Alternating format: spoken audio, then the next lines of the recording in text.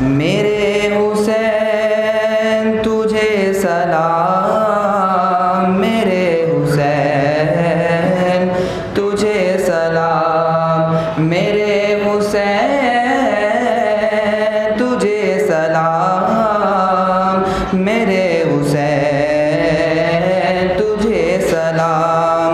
کر لیا نوش جس نے شہادت کا جام، اس حسین ابن حیدر پہ لاکھوں سلام۔ میرے حسین ہے بے مثال، میرے حسین ہے بے مثال، میرے حسین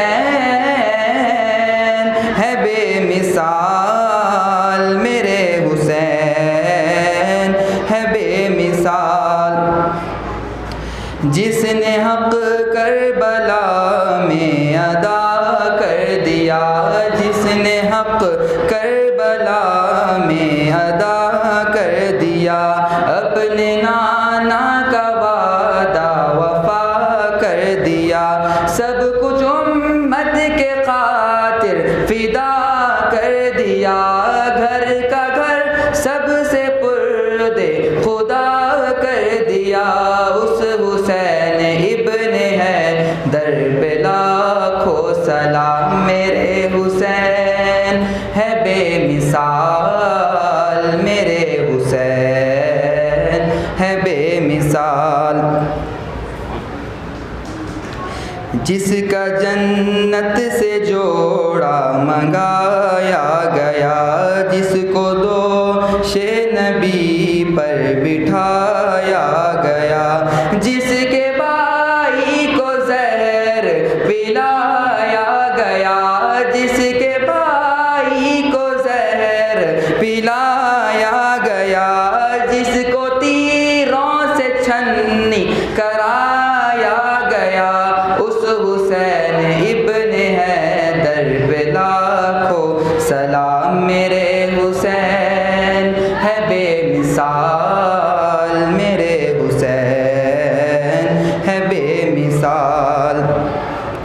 جن کو دھوکے سے کوفے بلایا گیا، اور بلا کر کے ناحق ستایا گیا، جن کو دھوکے سے کوفے بلایا گیا، اور بلا کر کے ناحق ستایا گیا، جن کے بچوں کو پیاسا رلایا گیا، جن کے بچوں کو پیاسا رلایا گیا، جس کی گردن پہ خنجر چلایا گیا، اس حسین ابن حیدر پہ لاکھوں سلام۔ میرے حسین ہے بے مثال، میرے حسین ہے بے مثال۔ کر چکا وہ ابھی اپنی حجت تمام، لے کے اللہ اور اپنے نانا کا نام، کوفیوں کو سنا کر خدا کا کلام، کوفیوں کو سنا کر خدا کا کلام، اور فدا ہو گیا شاہ علی وقار، اس حسین ابن حیدر پہ لاکھوں سلام۔ میرے حسین تجھے سلام، میرے حسین تجھے سلام، میرے حسین ہے بے مثال، میرے حسین ہے بے مثال۔ السلام علیکم۔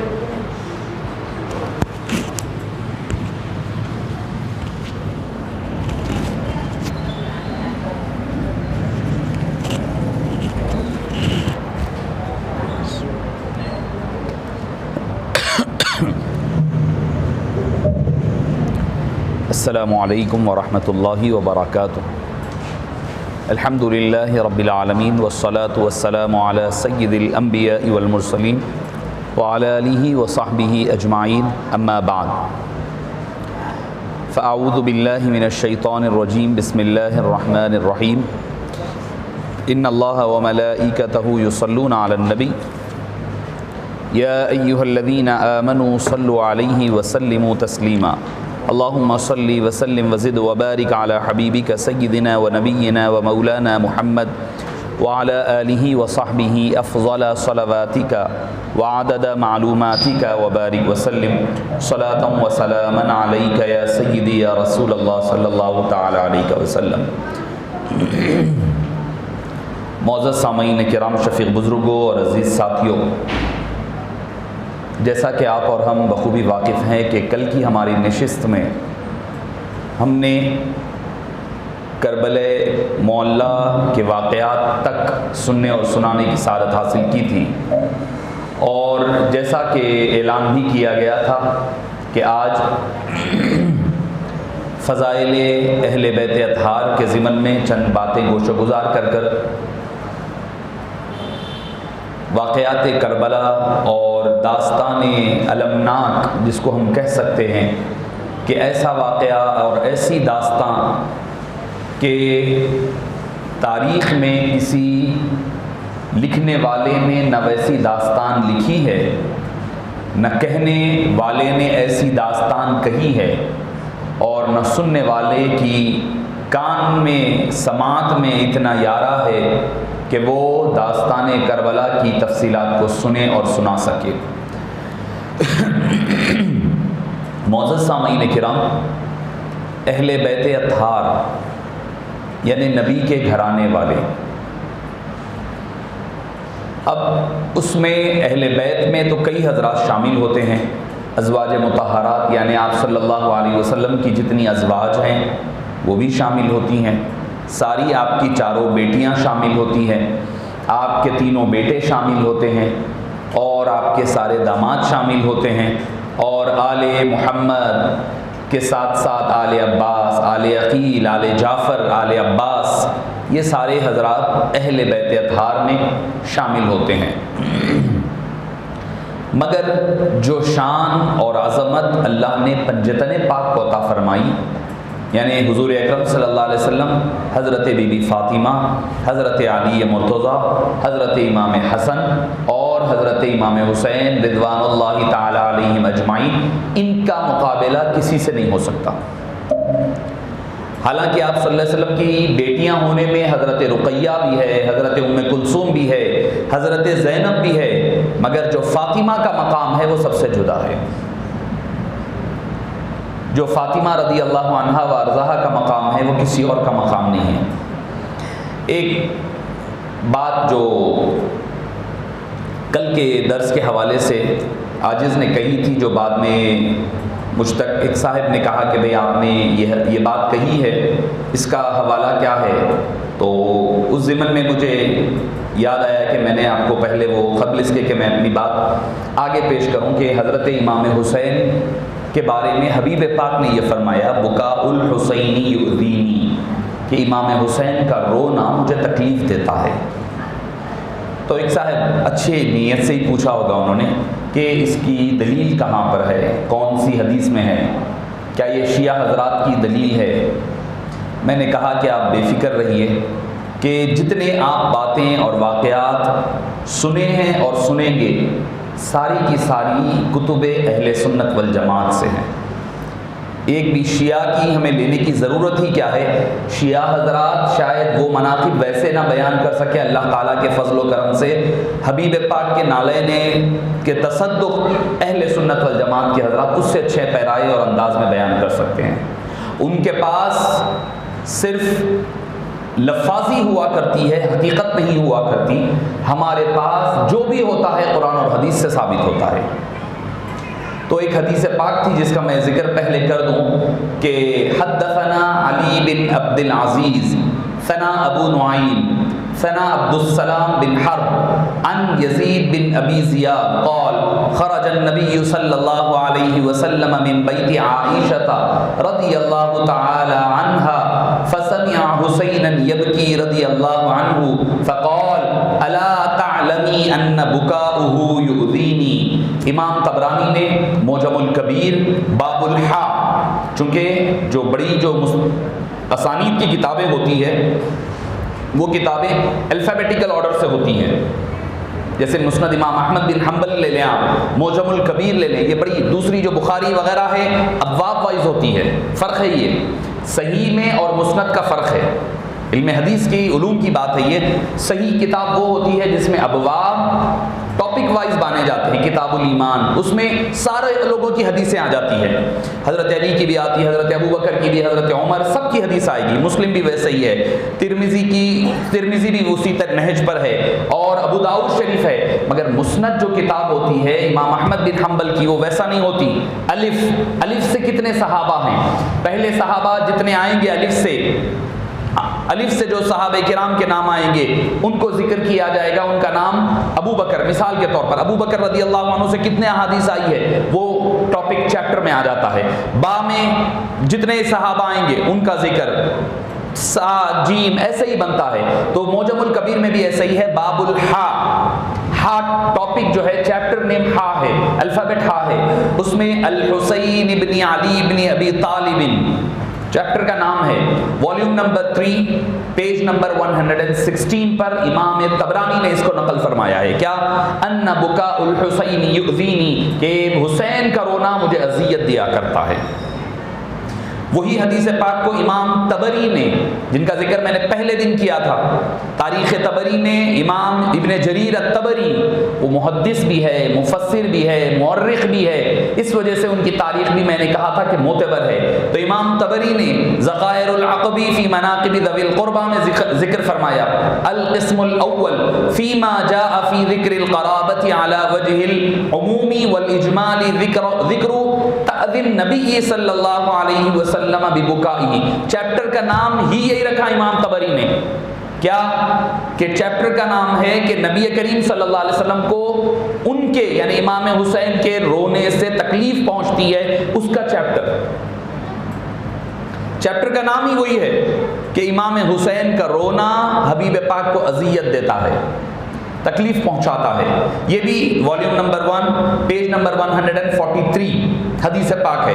اسی کو پھر امام الشامی نے نقل فرمایا، اسی کو امام بغوی نے نقل فرمایا، کیا کہ وہی حدیث پاک جو میں نے کل آپ کو حضرت شہادت نامے سے محدث دکن علیہ رحمہ کے حوالے سے ذکر کیا تھا کہ حبیب پاک صلی اللہ علیہ وسلم سفر پر جا رہے تھے، حضرت امام حسین کا رونا، آپ نے فرمایا کہ مجھے امام حسین کو مت رلایا کرو، ان بکاءہ یؤذینی، کہ ان کا رونا مجھے تکلیف پہنچایا کرتا ہے۔ تو معزز سامعین کرام، یہ بات چونکہ ایک بات آئی تھی تو اس حوالے سے میں نے ضروری سمجھا کہ آپ کے گوش و گزار کر دوں۔ اہل بیت اطہار میں جو مقام اور مرتبہ اللہ نے بی بی فاطمہ اور ان کی اولاد کو عطا فرمایا وہ کسی اور کو عطا نہیں فرمایا۔ لوگ سمجھتے ہیں کہ بھئی نہیں، ان کا مقام اس لیے بات کے واقعات وغیرہ میں حضرت امام حسین کی بات اور حضرت بی بی فاطمہ کی ملتی ہے، آپ کی دوسری بیٹیوں کا انتقال ہو چکا تھا، جیسے مباہلے کے موقع پر مباہلہ جب ہوا تھا آپ صلی اللہ علیہ وسلم کی دوسری بیٹیوں کی وفات ہو چکی تھی، حضرت زینب کی، حضرت رقیہ کی اور حضرت ام کلثوم کی، مگر آپ صلی اللہ علیہ وسلم نے مباہلہ یعنی جو ڈیبیٹ ہوا تھا نجران کے عیسائیوں کے ساتھ، قرآن کریم میں ہے، سورہ آل عمران میں ہے، اس کو مباہلہ کہا جاتا ہے، آیت مباہلہ۔ نجران کے لوگ آئے، آ کر کہنے لگے ہم حضرت عیسیٰ کو خدا کا بیٹا مانتے ہیں، آپ نے فرمایا کہ ہم نہیں مانتے، لہذا انہوں نے کہا کہ مباہلہ ہو۔ مباہلے میں ہوتا یہ ہے کہ اللہ کی لعنت بھیجی جاتی ہے جھوٹوں پر، ثم نبتہل فنجعل لعنت اللہ علی الکاذبین، اللہ پر جھوٹوں کی لعنت، یعنی اللہ تعالیٰ اسلام کا ایک بنایا ہوا نظام ہے مباہلے کا۔ تو آپ نے کہا کہ ٹھیک ہے، فقل تعالوا، لے آؤ، ندعو ابناءنا، ہم اپنے بیٹوں کو لاتے ہیں، وابناءکم، تم اپنے بیٹوں کو لاؤ، ونساءنا ونساءکم، ہم ہماری عورتوں کو لاتے ہیں، تم تمہاری عورتوں کو لے آؤ، وانفسنا وانفسکم، ہم خود آتے ہیں، تم خود آؤ۔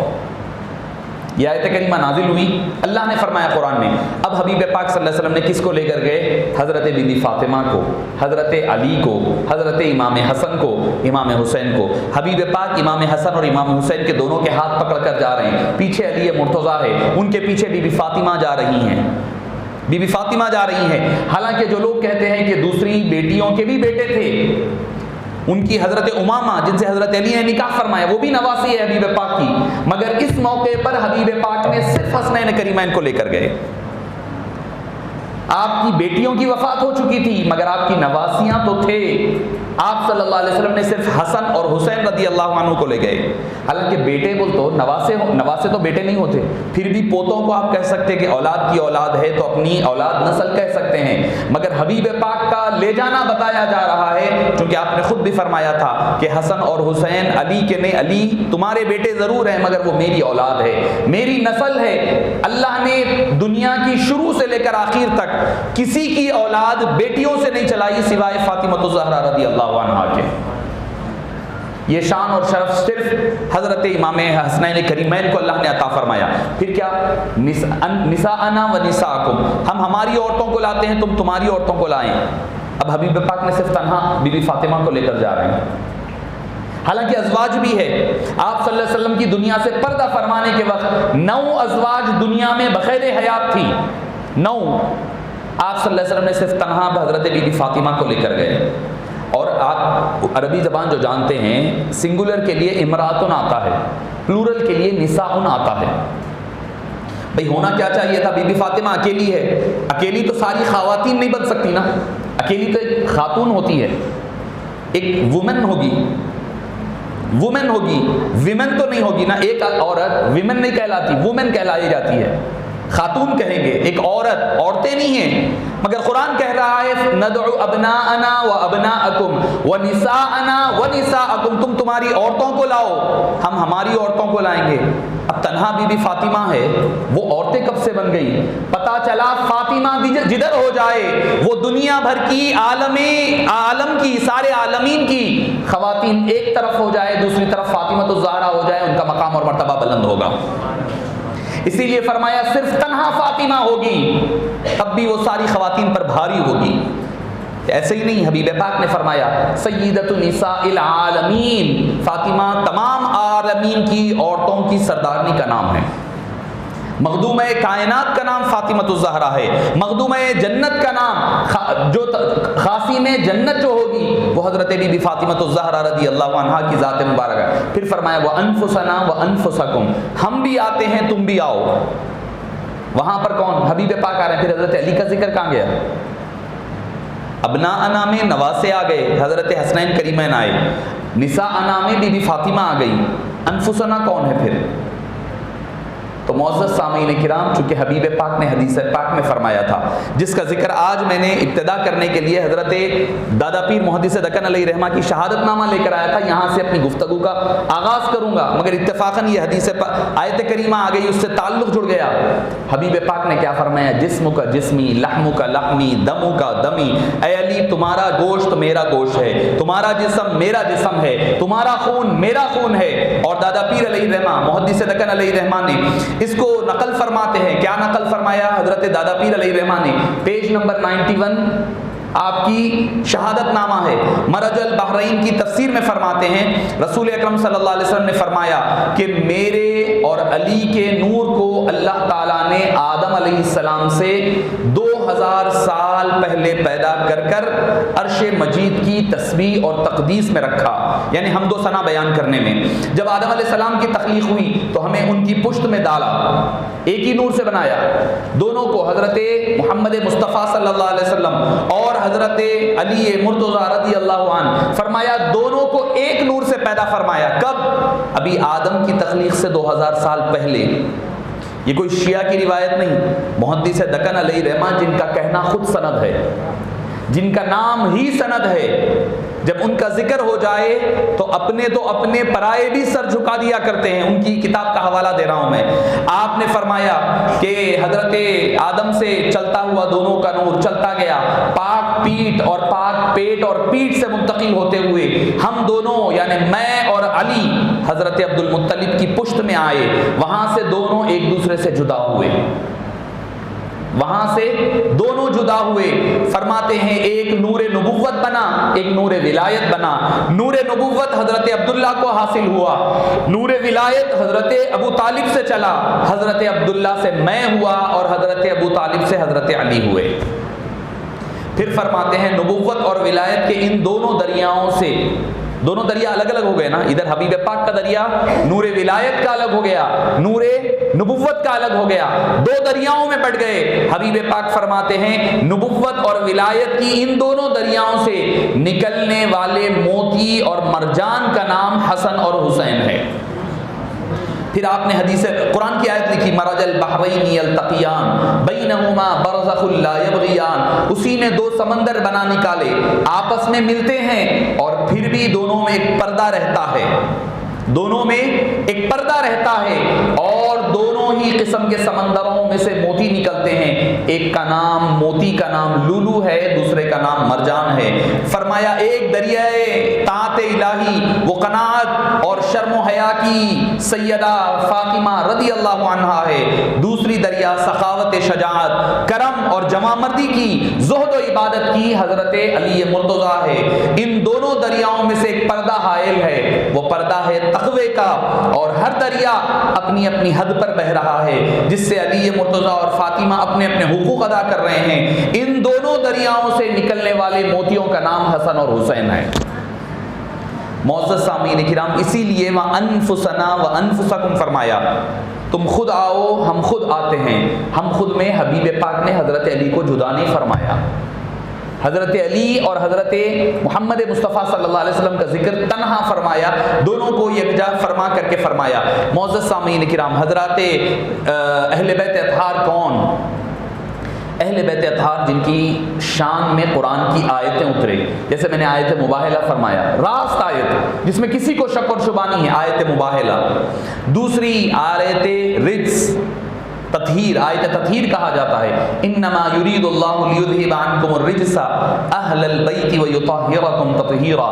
سورہ احزاب آیت نمبر 32 یا 33 میں اللہ تعالیٰ فرماتا ہے اللہ نے یہ ارادہ فرما لیا ہے, اللہ نے یہ ارادہ فرما لیا ہے کہ لیذہب عنکم الرجس, کہ تم سے ناپاکی کو دور کر دے. اہل البیت اے اہل بیت اطہار, ویطہرکم تطہیرا, اور تم کو خوب خوب پاک اور صاف کرے, خوب پاک اور صاف کرے. معزز سامعین کرام, یہ آیت کریمہ سے پہلے ازواج مطہرات کا ذکر چل رہا تھا. وہاں کی آیت جو حفاظ کرام ہیں وہ سمجھ سکتے ہیں, یا نساء النبی لستن کاحد من النساء ان اتقیتن واطیعن اللہ ورسولہ ولا تطیعن اللہ. وہ الفاظ جو ہیں یعنی وہ پلورل فیمینائن کے لیے یوز ہو رہے تھے, مگر یہ آیت آتے ہی یہاں پر اللہ کے مخاطب ہونے کا انداز بدل گیا. اللہ نے ارادہ فرما لیا ہے کہ اہل بیت اطہار سے ناپاکی کو دور کرے. معزز سامعین کرام, اللہ کا ارادہ کیا ہوتا ہے؟ اللہ جو ارادہ فرما لیتا ہے وہی ہو جایا کرتا ہے. اذا اراد شیئا ان یقول له کن فیکون, جب وہ ارادہ کوئی چیز کا کر لیتا ہے تو وہ خود بخود وہ چیز ہو جایا کرتی ہے. اور کوئی یہ نہ سمجھے کہ فاطمہ الزہرا رضی اللہ عنہا حبیب پاک کی 39 سال یا 40 سال کی عمر مبارکہ میں پیدا ہوئے تب جا کر کے اللہ نے ان کو پاک فرمایا. نہیں, اللہ کیا فرما رہا ہے, اللہ کا ارادہ ہے. اللہ کی ذات غیر محدود, اس کی ہر صفت غیر محدود ہے. جب سے وہ ہے اس کا ارادہ تب سے ہے, جب سے وہ ہے یعنی فاطمہ پیدا بعد میں ہو رہی ہے, اللہ کا ارادہ جب سے ہے اللہ نے ان کو پاک جب سے فرما چکا ہے. پھر فرمایا وَيُطَهِّرَكُمْ تَطْهِيرًا, خوب خوب پاک کرے. کیسا پاک؟ بی بی فاطمہ الزہرا رضی اللہ عنہا کے بارے میں آتا ہے کہ عام جو خواتین, بطول ان کے القاب, زہرا ان کا لقب, عام خواتین کو جو ناپاکی کے ایام ہوتے ہیں اللہ نے اس سے بھی حضرت بی بی فاطمہ کو محفوظ رکھا. وہ بھی ایام جو لوگوں میں ہوا کرتے, جو عادتیں ہوتی, اللہ نے اس سے بھی پاک فرما دیا فاطمہ الزہرا رضی اللہ عنہا وارضاہا کا. اور کیا شان ہے بی بی فاطمہ کی دنیا میں, تو یہ ہے کہ حبیب پاک صلی اللہ علیہ وسلم کے لیے سب اٹھ کر ٹھہرتے. جب آپ صلی اللہ علیہ وسلم تشریف لاتے سارے صحابہ اٹھ کر ٹھہرتے پورے کے پورے, مگر حبیب پاک صرف ایک ذات کے لیے اٹھ کر ٹھہرتے, وہ بی بی فاطمہ کی ذات ہوتی. سب حبیب کے آنے پر اٹھتے اور حبیب فاطمہ رضی اللہ عنہا کے آنے پر کھڑے ہوتے. اور ان کا پیشانی کو بوسہ دیتے، ان کے لیے چادر اور کمبل نیچے بچھایا کرتے۔ دنیا کی شام کا عالم یہ ہے کہ بی بی فاطمۃ الزہرا کا عالم یہ ہے کہ جن کے گھر اللہ تعالیٰ جنت کے لباس روانہ فرمائے۔ بی بی فاطمۃ الزہرا رضی اللہ عنہا کے بچوں کے جھلانے کے لیے، ان کی دیکھ بھال کے لیے اللہ تعالیٰ فرشتوں کو نازل فرمائے۔ یہ شان ہے ان کے گھرانے کی۔ قرآن کی آیتیں، درود و سلام، آپ جب بھی درود پڑھتے ہیں، حبیب پاک صلی اللہ علیہ وسلم نے خود فرمایا کہ ناقص درود مت پڑھا کرو۔ صحابہ نے پوچھا یا رسول اللہ ناقص درود کیا ہے؟ درود ناقص کیا ہے؟ تو فرمایا تنہا مجھ پر درود پڑھنا یہ درود ناقص ہے، یعنی مجھ پر تو درود پڑھو مگر میری آل کو درود میں شامل نہ کرو، یہ ناقص درود ہے۔ اکثر ہم ہمارے پیر حضرت ابو الفدا علیہ رحمہ کو دیکھتے ہیں، آپ کی کتاب بھی اگر آپ اٹھا کر دیکھیں، قبسات من نور النبوہ، یا اس سے پہلے کی شروحات زجاجۃ المصابی، نور المصابی اٹھا کر کے دیکھیں، آپ جب بھی لکھتے صلی اللہ، ہم لوگ کیا کرتے صلی اللہ علیہ وسلم لکھتے، آپ نہیں، آپ لکھتے تھے صلی اللہ علیہ وآلہ وسلم، کیونکہ بغیر آل پر درود پڑھے کہ درود درودی نہیں ہے، بغیر آل پر درود پڑھے کہ نماز ہی مکمل نہیں ہے۔ جو نماز پڑھے اور میری آل پر درود نہ پڑھے اس کی نماز قبول نہیں ہوگی۔ اور آل پاک پر درود و سلام کو اللہ تعالیٰ نے نماز کا حصہ بنایا ہے۔ جب تک درود ابراہیم نہیں ہوتا پورا، اب اس پر کوئی پوچھ سکتے بھائی آل کا آپ ذکر کر رہے ہیں، اصحاب کا ذکر نہیں کر رہے ہیں، تو معزز سامعین کرام، جو حبیب پاک صلی اللہ علیہ وسلم نے درود ابراہیم سکھایا اس میں صرف آل کا ذکر ہے۔ اسی لیے درود ابراہیم آپ کیا پڑھتے ہیں؟ اللہم صلی علی محمد وعلی آل محمد، اللہم بارک علی محمد وعلی آل محمد۔ دونوں جگہ بھی آل کا ذکر اس لیے کرتے ہیں، حبیب پاک نے اسی طرح سکھایا ہے، اور جو حکم حبیب پاک صلی اللہ علیہ وسلم نے دیا ہے آل کے حوالے سے دیا، مگر چونکہ ہمارے اور اہل تشیع کے نزدیک امتیاز ہو جائے اسی لیے اصحاب رسول کو بھی ہم شامل کیا کرتے ہیں، اور ایک سجے سے وہ بھی ثابت ہے، اسی وجہ سے وعلی آلہ و اصحابہ کا اضافہ کیا کرتے ہیں، تاکہ آل رسول بھی ہمارے نزدیک محترم ہے، آل اصحاب بھی ہمارے نزدیک محترم اور محتشم ہے۔ معزز سامعین کرام، جب یہ آیت کریمہ نازل ہوئی، لما نزل هذه الآیہ، یہ آیت کریمہ نازل ہوئی، دعا النبی صلی اللہ علیہ وسلم الفاطمہ وعلی والحسن والحسین، حبیب پاک نے حضرت علی کو بلایا، بی بی فاطمہ کو بلایا، امام حسن کو بلایا، امام حسین کو بلایا، پھر فرمایا اللہم ہؤلاء اہل بیتی، اے اللہ یہ میرے اہل بیت اطہار ہے۔ اس کے بعد بی بی ام سلمہ رضی اللہ عنہ اسی وقت وہاں تھی، انہوں نے فرمایا یا رسول اللہ میرے بارے میں آپ نے فرمایا انتی علی الخیر، تم بھی خیر پر ہو، یعنی یہ نہیں فرمایا تم اہل بیت میں نہیں ہے، فرمایا تم بھی خیر پر ہو، مگر جو پنجتن پاک کو آپ نے اپنی لحاف میں یمنی چادر میں لیا اس میں خود تھے، حضرت بی بی فاطمہ تھی، حضرت امام حسن علی تھے، حضرت امام حسن تھے، امام حسین رضی اللہ عنہ، یہ پانچ، اسی لیے تو کہا جاتا ہے پنجتن پاک، بے دم یہی تو پانچ ہے مقصود کائنات، ہے مصطفیٰ فاطمہ زہرا حسن علی، تو یہ جو حسنین علی، یہ جو پانچ حضرات ہیں جن کا ذکر، اور حضرت امام شافعی نے خود ذکر فرمایا ہے کیا، لی خمسۃ اطفی بہا حر الوباء الحق، اور یہ شعر امام شافعی کا ہے، کوئی یہ نہ سمجھے کوئی شیعہ کا ہے، نہیں، امام شافعی کا شعر ہے، لی خمسۃ اطفی بہا حر الوباء الحاطمہ، میرے لیے پانچ لوگ ہیں جن کے ذریعے سے بلائیں اور آفتیں جو اترتی ہے ان بلاؤں سے بچانے والی پانچ چیزیں ہیں، المصطفیٰ والمرتضی وابناہما والفاطمہ، مصطفیٰ جان رحمت ہے، بی بی فاطمہ ہے، اور ان کے دونوں بیٹے حسنین کریمین ہے، اور علی مرتضیٰ رضی اللہ عنہ ہے۔ معزز سامعین کرام، اور اگر کوئی کہیں پر وبا پھیل جائے، طاعون پھیل جائے، یا کوئی اسکن کی بیماری وغیرہ آپ کے بچوں کو ہو جائے، تو ان کو یہ شعر لکھ کر کے اس میں پانی میں ڈال کر کے پرچی نکال دے، اس پانی سے غسل دینے سے وہ بچوں کی بیماری دور ہو جایا کرتی ہے۔ گھروں کے باہر اگر آپ لکھ کر یہ شعر لگا لے، اللہ تعالیٰ موذی جانوروں سے، زمینی سلطانی آسیب اور بلائیات سے محفوظ و مامون رکھا کرتے ہیں۔ کیوں نہ ہو جن کا ذکر قرآن میں ہے۔ قرآن کی دوسری آیت میں نے آپ کو سنا دی، تیسری آیت فرمایا قُلْ لَا أَسْأَلُكُمْ عَلَيْهِ أَجْرًا إِلَّا الْمَوَدَّةَ فِي الْقُرْبَى، اے حبیب آپ فرما دیجئے میں تم سے کوئی اجرت نہیں مانگتا سوائے یہ کہ میرے قرابت داروں سے محبت کریں۔ صحابہ نے پوچھا من قرابتک یا رسول اللہ، قرابت دار سمجھ گئے تھے سب، رشتہ دار، پھر بھی پوچھا کہ قرابت دار کون ہے؟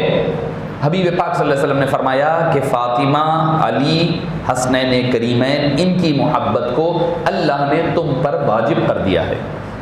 یہ کوئی اضافی چیز نہیں ہے کہ بھئی محبت کرے، اولیاء کرام ہیں ان سے محبت کرے تو ٹھیک ہے بھئی ثواب ملے گا، اگر کوئی بے ادبی نہ کرے، ان سے محبت بھی نہ کرے تو ٹھیک ہے، کوئی گناہ نہیں ہے، مگر اہل بیت اطہار سے محبت یہ وجوب کا درجہ رکھتا ہے اور اللہ تعالیٰ نے ہم پر واجب قرار دے دیا ہے۔ حضرت ترمذی شریف کی حدیث پاک میں آتا ہے لا یؤمن علی لا يحب علی الا مؤمن ولا یبغضه الا منافق، فرمایا علی تم سے محبت صرف مومن کر سکتا ہے اور جو منافق ہوگا وہی تم سے بغض رکھ سکتا ہے۔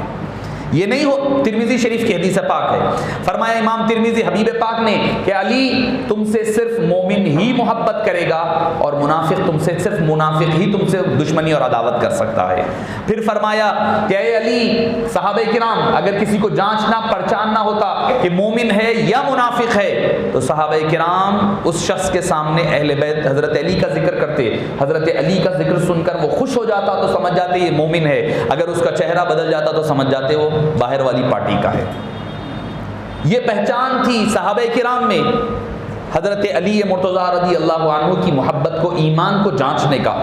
اور حضرت ابو بکر صدیق رضی اللہ عنہ، قربان جائیے کیا فرمایا آپ نے، فرمایا حضرت بی بی عائشہ نے کہا اے ابا جان میں نے آپ کو دیکھا کہ حضرت علی کے چہرے کو بار بار تک رہے تھے، مسلسل ان کے چہرے کو تک رہے تھے۔ حضرت ابو بکر صدیق افضل البشر بعد الانبیاء بالتحقیق فرما رہے ہیں، فرمایا کہ میں نے نبی کریم سمعت النبی صلی اللہ علیہ وسلم النظر الى وجه علی عبادہ، فرمایا میں نے نبی کریم کو فرماتے ہوئے سنا علی کے چہرے کو تکنا بھی عبادت ہے۔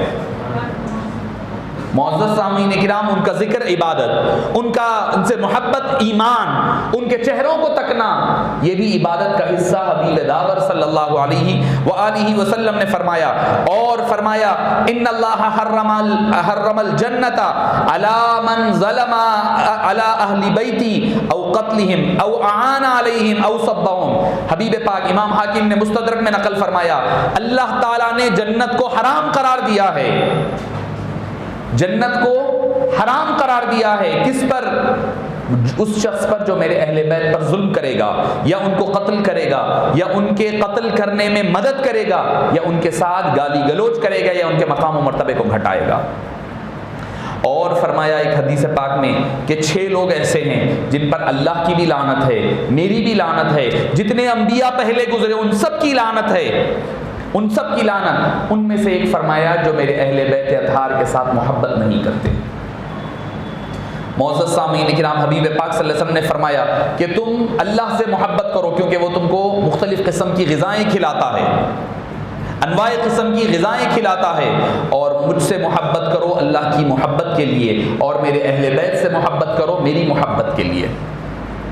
فرمایا جس نے اہل بیت اطہار سے محبت کی وہ جنت میں ساتھ ہوگا، جو ان سے بغاوت کی، جو عداوت کی، دشمنی رکھا وہ دوزخ میں جائے گا۔ اور حضرت امام حسین رضی اللہ عنہ کے بارے میں فرمایا الحسین منی وانا من الحسین، حسین مجھ سے ہے اور میں حسین سے ہوں۔ تو معزز سامعین کرام، آپ یہ حدیث پاک میں دیکھیں گے تو آپ کو سمجھ میں آئے گا الحسین منی سمجھ میں آتا ہے، حسین مجھ سے ہے، ٹھیک ہے، بیٹی کے بیٹے ہیں سمجھ میں آتا ہے، مگر یہ کیا مطلب ہے کہ وَأَنَا مِنَ الْحُسَيْن، میں حسین سے ہوں، کیا مطلب ہے؟ یہ مطلب سمجھ میں آ گیا کہ حسین مجھ سے ہے، میری بیٹی کا بیٹا ہے، سمجھ میں آ رہا ہے، مگر وَأَنَا مِنَ الْحُسَيْن، حسین میں حسین سے ہوں، کیا مطلب؟ تو ملا علی قاری امام علامہ یوسف نبہانی علیہ رحمہ فرماتے ہیں مناقب السادات میں، آپ نے فرمایا الحسین منی، حسین مجھ سے ہے، امام حسین کی پیدائش سے لے کر کربلا تک حسین مجھ سے ہے۔ کیوں پیدا ہوئے؟ حضرت بی بی فاطمہ حضرت علی سے پیدا ہوئے اور آئے، تعلق کربلا کا میدان آیا، جب تک وہ میرا نواسا، میرا بیٹا، میری بیٹی کا بیٹا، جو احادیث سے ثابت ہے۔ فرمایا امام نبہانی علیہ رحمہ نے پیدائش سے لے کر کربلا تک حسین مجھ سے ہے، اور کربلا میں حسین نے میرے دین کو بچایا، کربلا سے لے کر صبح قیامت تک میں حسین سے ہوں۔ میرا وجود حسین سے ہے، میرا دین حسین سے ہے، میرا تذکرہ حسین سے ہے۔ جو حسین نے کیا وہ حسین اپنی ذات کے لیے نہیں کیا بلکہ میرے دین کی بقا کے لیے، میری ذات کے لیے کیا۔ صبح قیامت تک جو کچھ ہوتا رہے گا وہ میں حسین سے ہوں کی عملی تفسیر بن کر کے نظر آئے گا۔ اور حبیب داور صلی اللہ علیہ وآلہ وسلم نے فرمایا کہ ارشاد فرمایا حضرت امام حسن امام حسین دونوں کے بارے میں، الحسن والحسین سیدا شباب الجنہ، امام ترمذی نے نقل کیا، امام حسن امام حسین دونوں نوجوانوں کے سردار ہیں۔ پھر حضرت بی بی فاطمہ کو فرمایا فاطمہ تمام خواتین کی سردار ہے۔ پھر فرمایا حضرت علی تم سارے عرب کے سردار ہے۔ سرداری ان کے گھر میں اللہ کے حبیب صلی اللہ علیہ وسلم نے بچپنے میں عطا فرما دی، یعنی فرمایا کہ جب ابھی یہ کھیلتے کودتے ہیں، جب سرداری مل جائے تو اب کربلا جا کر کے یزید سے حکومت کون سی حکومت لیں گے؟ ارے سرداری جب آخرت کی سرداری مل گئی، جنت کی سرداری مل گئی، جنت کے سردار بنا دیے گئے، اب کون سی سرداری ان کے لیے زیب دینے والی تھی؟ کون سی سرداری کی ضرورت پڑتی؟ اور معزز سامعین کرام، حضرت امام حسین رضی اللہ عنہ ارضاہ سے ہی محبت نہیں، حضرت دادا پیر علیہ الرحمہ شہادت نامے میں نقل فرماتے ہیں کہ ان سے جو جڑا رہا اس کی بھی بخشش ہے، انہیں بھی جنت والا ہے، اس کو بھی بخشش کا مژدہ عطا فرمایا، اور اس کے ساتھ ساتھ جو رہے گا جو جڑے گا وہ بھی جنتی ہے۔ آپ حضرات نے میں نے پہلے دن کہا تھا کہ عشر مبشرہ یعنی 10 ایسے صحابہ جن کو جنت کی بشارت دی گئی صحابہ کرام میں۔ آپ نے صحابہ کے عشر مبشرہ سنے ہیں، آج اہل بیت اطہار کے عشر مبشرہ سنیے، وہ بھی ایک ہی حدیث میں ذکر فرمائے گئے، اور دادا پیر علیہ الرحمٰن نے صفحہ نمبر 17 پر اس کو نقل فرمایا ہے۔ ایک مرتبہ ہوا یہ تھا کہ امام حسن، حضرت عبداللہ بن عباس راوی ہیں اس حدیث پاک کے، ایک مرتبہ ہوا یہ کہ حضرت امام حسن امام حسین کہیں پر گمشدہ ہو گئے، کہیں کھو گئے، نہیں مل رہے تھے، دونوں چلے گئے۔ بی بی فاطمہ رضی اللہ عنہا دوڑی دوڑی حبیب پاک کے پاس تشریف لائیں، لا کر کے عرض کرنے لگی یا رسول اللہ صلی اللہ علیہ وسلم امام حسن امام حسین نہیں مل رہے ہیں اور علی مرتضیٰ بھی گھر پر نہیں ہیں، پریشان ہوں میں۔ آپ صلی اللہ علیہ وسلم نے صحابہ کو کہا جاؤ ڈھونڈ کر لاؤ، ڈھونڈو جاؤ، چلو تم لوگ بھی ڈھونڈو۔ آپ صلی اللہ علیہ وسلم بھی باہر نکلے، آپ متفکر ہونے لگے حضرت حسنین کریمین کے لیے، تو حضرت جبریل امین آئے۔ اب جو یزید کرنے والے یزیدی ہے وہ مجھے بتائیں کہ کوئی ایک حدیث بتاؤ، کیا کبھی زندگی میں اس ناپکار یزید پلید کے لیے کبھی کوئی قرآن کی آیت اتری ہے یا حدیث کی کوئی ٹکڑا ملتا ہے، یا کبھی کوئی جبریل امین آسمان سے اترے ہیں، یا حبیب پاک جن کے لیے متفکر ہوئے ہیں۔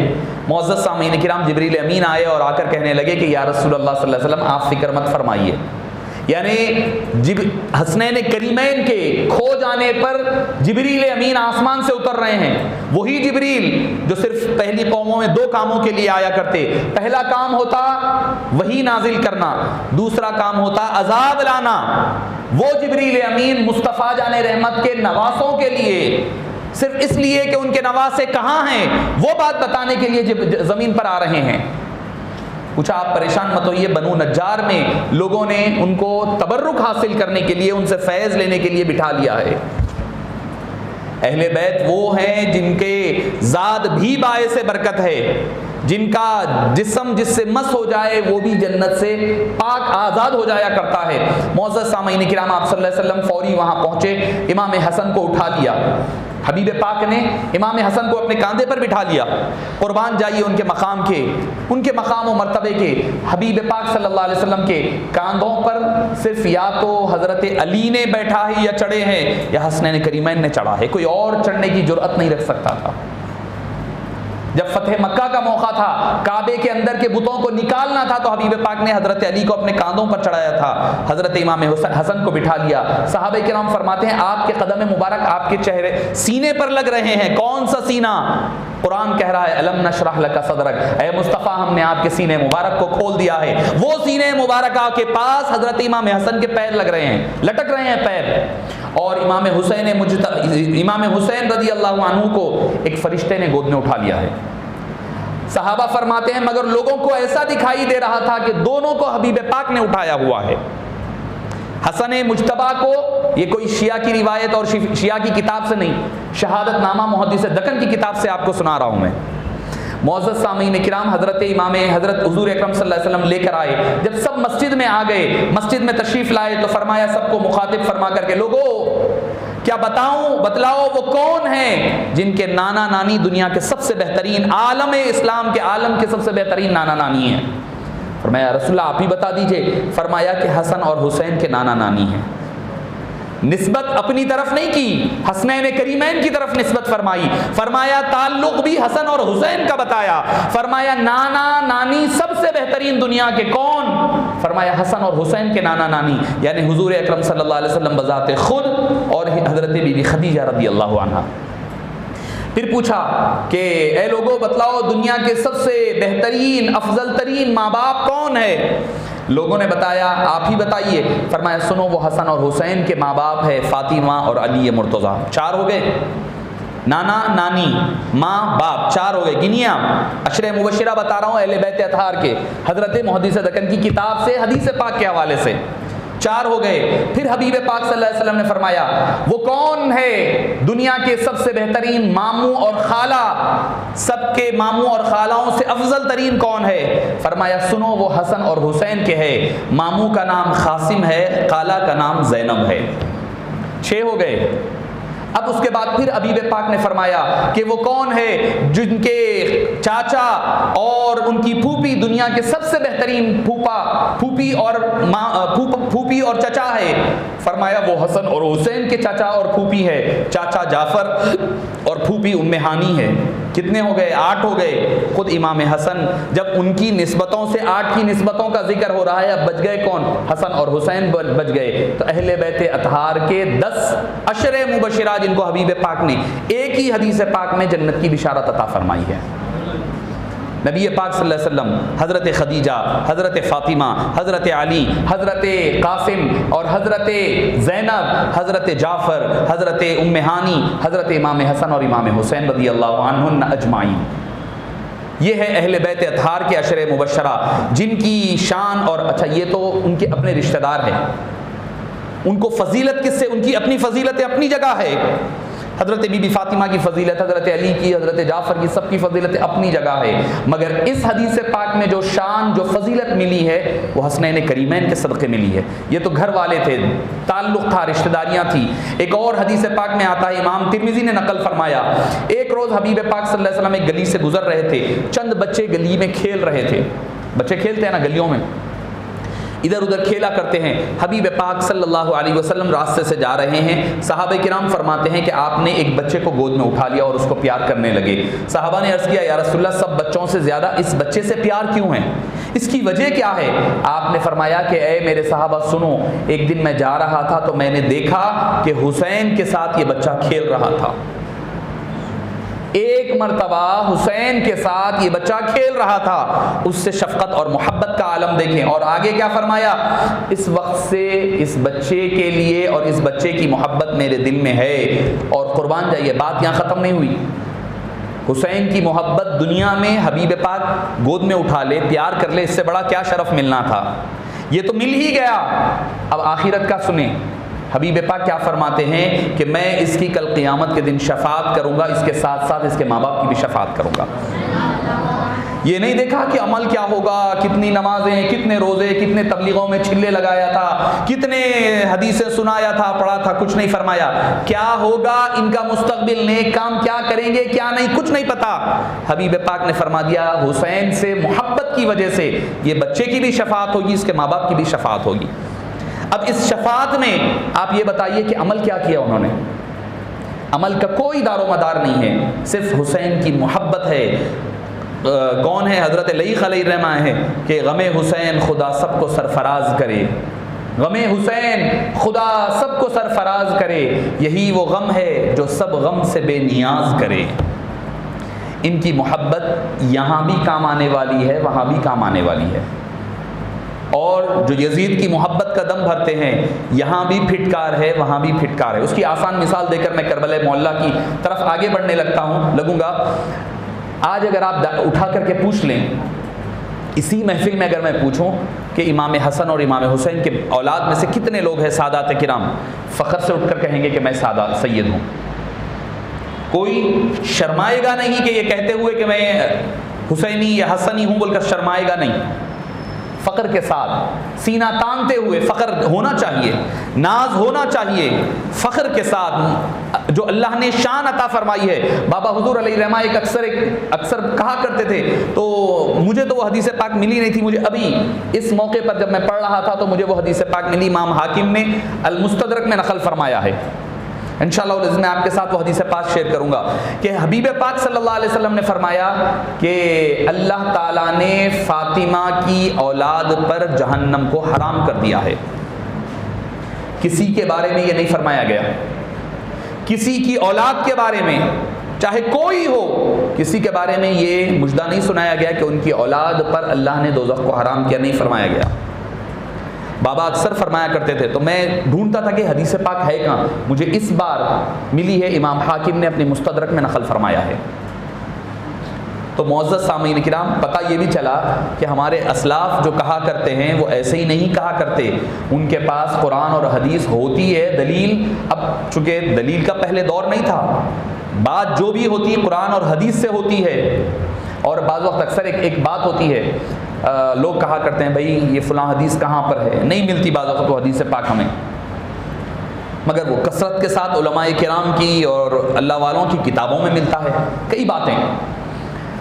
تو آج اس کو جب میلاد نامہ امام حضرت محدث صدقن علیہ رحمہ کے میلاد نامے کا جب انگلش ٹرانسلیشن کیا جا رہا تھا، اس وقت تخریج کرنا تھا، تخریج یعنی کون سی حدیث کہاں پر آئی ہے، کون سا واقعہ کدھر ذکر ہوا، اس کو تخریج کہا جاتا ہے، کون سی کتاب میں کہاں پر آیا۔ میں جب اس کا کام آج اس کے ذمے تھا تو وہ جب کرنے لگا تو میلاد نامے کا کوئی واقعہ یا کوئی حدیث یا کوئی بات حدیث یا کوئی مستند تفاسیر کے باہر کی ہے ہی نہیں، جو ہے قرآن حدیث تفسیر سے ثابت ہے، حوالہ نہیں ہے خالی۔